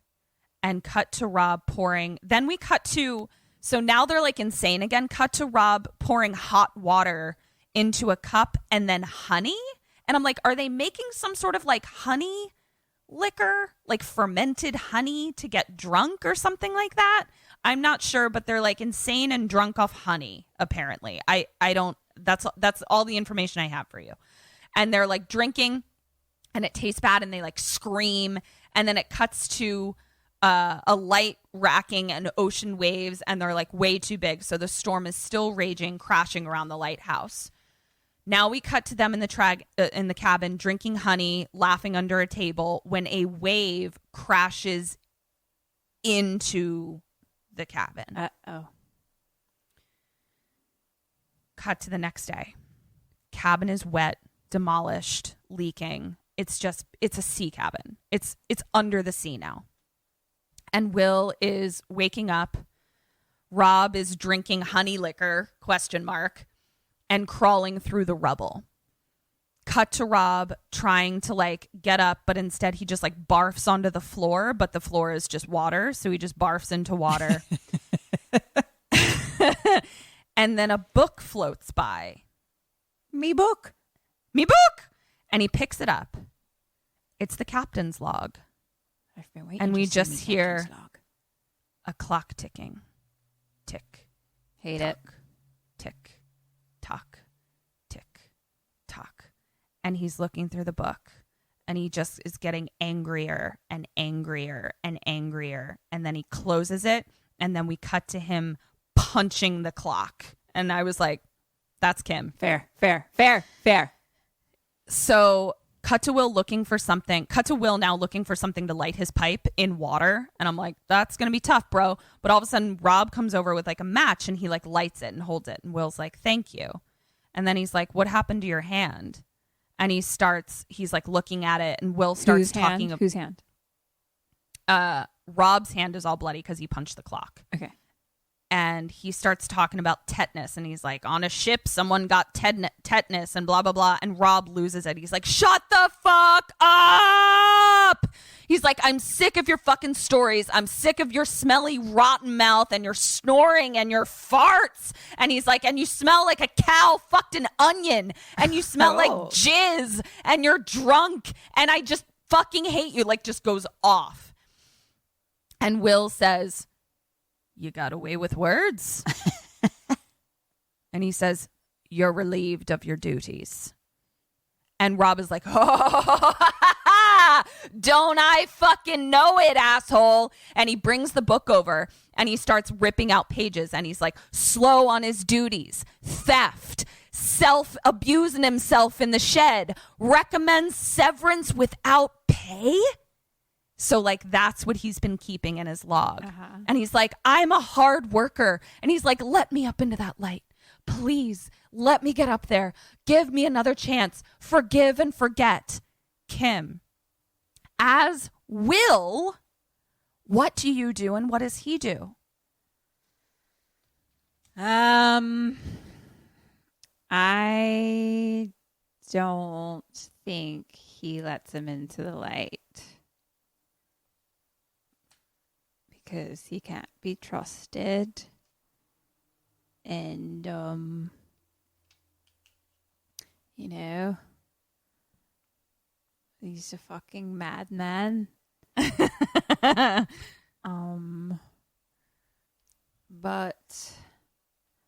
I wonder if he would fulfill some of his anger if I just fucking let him up.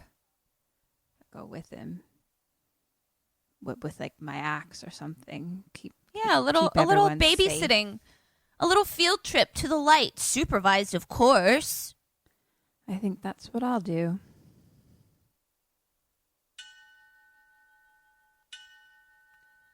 Two bells. Oh my bitch. God. Finally. So he's like, let me up to that fucking light, motherfucker. And Will is like, you're lying to yourself. And Rob charges at him. And he's like beating the shit out of him, like absolutely killing him. And he's like, you're gonna kill me. And he's like, oh, no. So Rob charges him. And Will is like, you're gonna kill me? He's like, you're no mystery. You're an open book. You brought the wind change on us by killing that gull. Ooh. Will you do what you wish you'd done to old Winslow? You're a dog. You're a dog. Oh, no. And then Rob reaches out and strangles him. And they're fighting and wrestling on the ground. And Rob appears to be winning, but then Will like throws him off and he looks up at him. And now Will is the blonde guy, is his dad. Like he's like hallucinating. Right. So Rob charges him. Will slaps him, but then he looks down and now Will is the mermaid. And so Rob is like, oh, cool. I'm going to fuck this mermaid. So he like kind of is like, yeah, let's get into this. But then like tentacles are wrapping around him, but he's also sucking on the mermaid's finger. But then it's also fucking Will on the ground as like barnacled King Triton. And so he's like, you're not the mermaid anymore. So he starts punching him and fucking sludge comes out of his mouth and he just starts hitting him forever. Okay. And that's when Will is like, you're killing me. You're killing me. And Rob stops, gets off of him. And Will is like writhing on the ground, groaning. Rob stands over him and says, bark. Bark, boy. Whoa. Bark. And he like kicks him and on the ground Will like starts barking. He's like, roof, roof, roof, roof. And he stands over him and says, roll over. Cut to outside, no storm.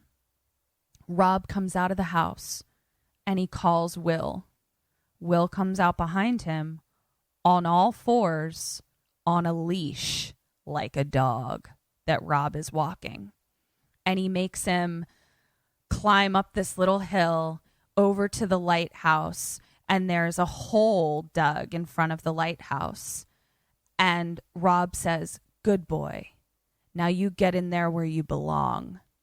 And we see him jump into the hole.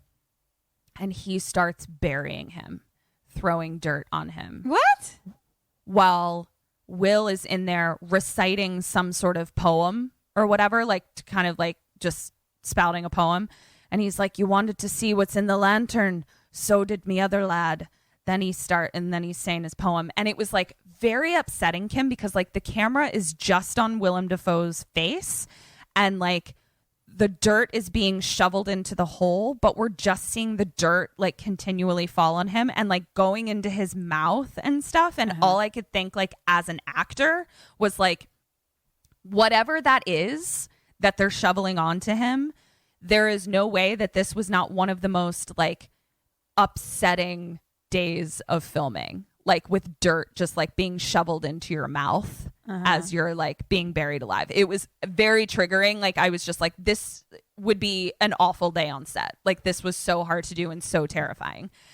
And all of a sudden he stops talking. He dies. And I was like, how did he die? I mean, I guess he was like really injured, but I was like also thinking that the dirt just got really heavy on him and like suffocated him. Mm-hmm. So at this point, Rob jumps down into the hole and starts like kind of unburying his arm. And I was like, what is he doing? Is he like regretting that he just killed him? But no, he grabs his keys and then gets back up out of the hole, walks into the house, puts them on a table, grabs a cigarette.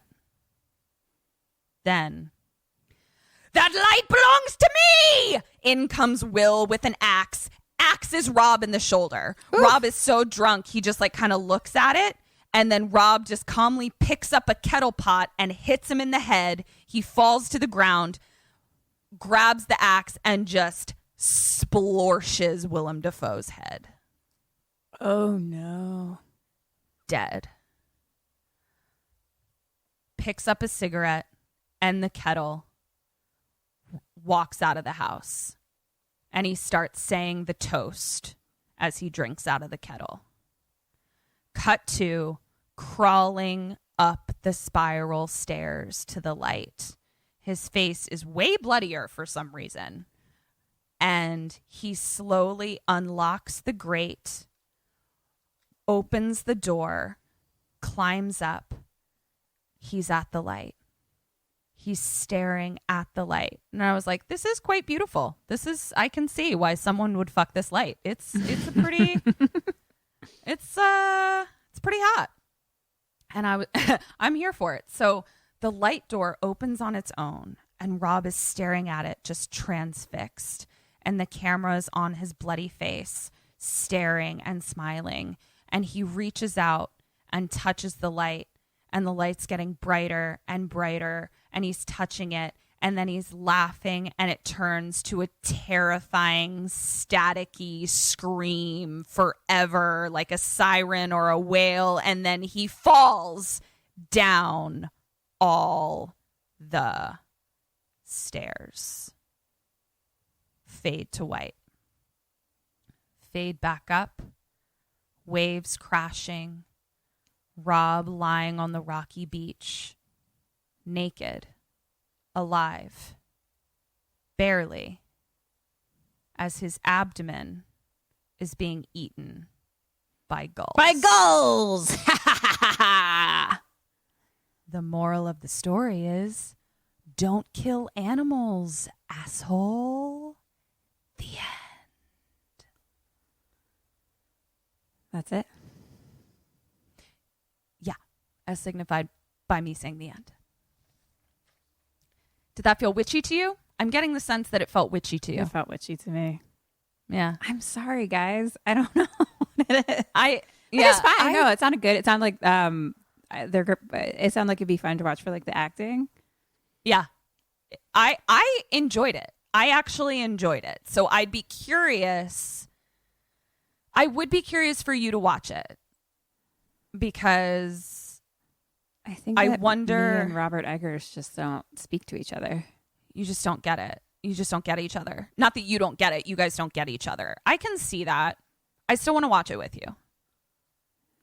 Fine. Thank you. Let me count Robert Eggers, right? Robert? Am I making that up? No, you're exactly Robert. right. Yeah. Robert? Willem? Cedric?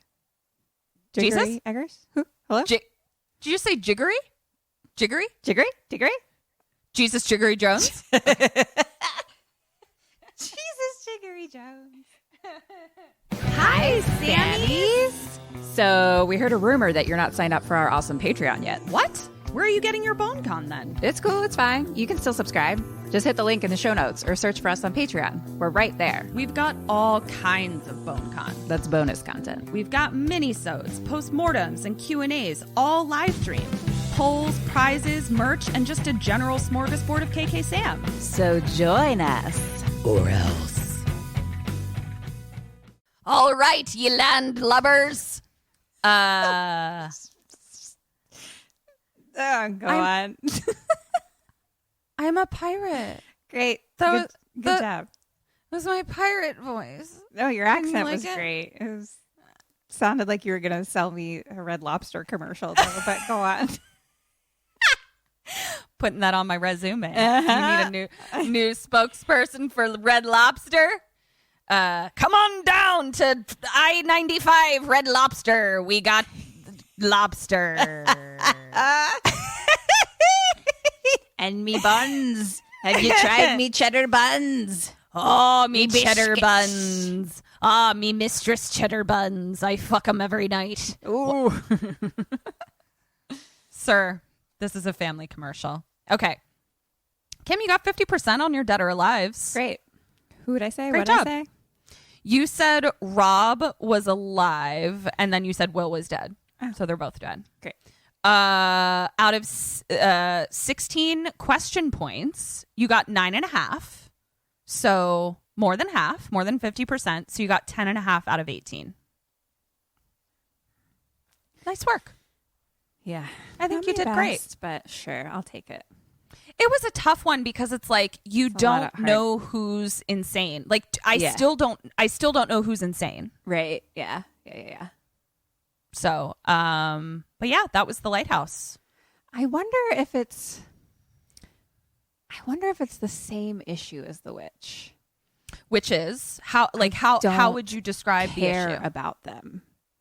Oh, Like The Witch is slow and boring, but then when Mhm. things started to happen, I didn't care about anyone, and I was happy that everyone died and she got to go fucking fly in the woods. You know, like you know what? I am gonna say, yeah, like I wonder if it's the same.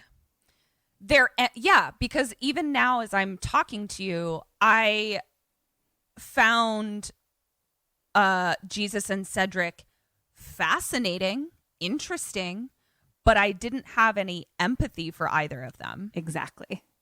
And that is specific to me enjoying movies, I think, and stories in general. So I had empathy for their situation just because I was like, I living in it yourself currently.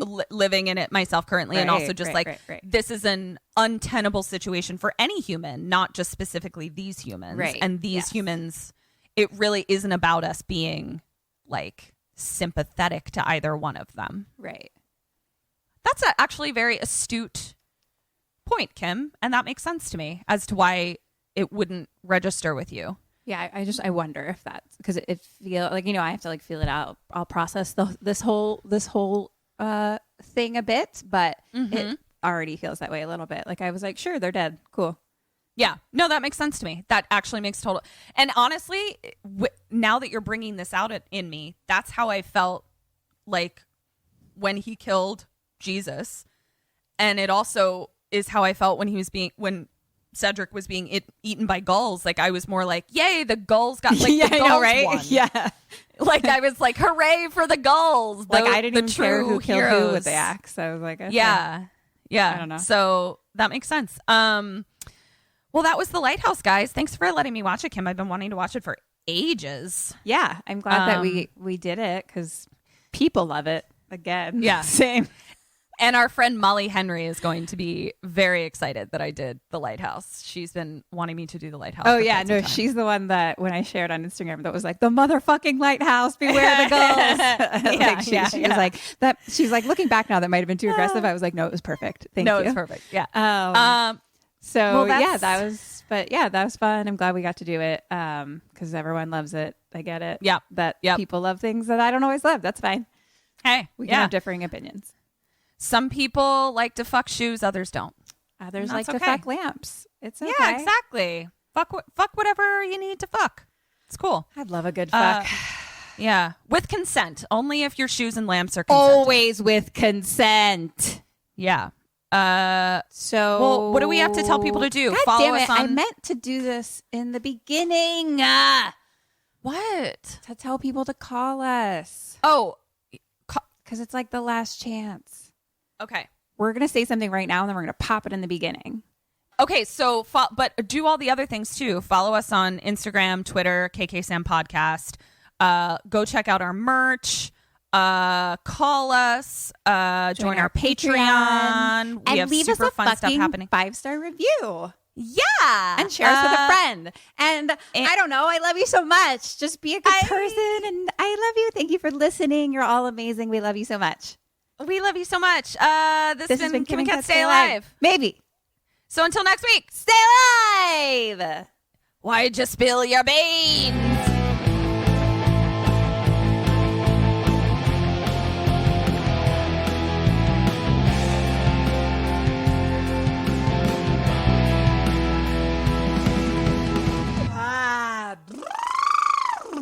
Too sit in solemn silence on a dull, dark dock in a pestilential prison with a lifelong lock, awaiting the sensation of a short, sharp shock from a cheap and chippy chopper on a big black block. New York, unique, New York, unique, New York.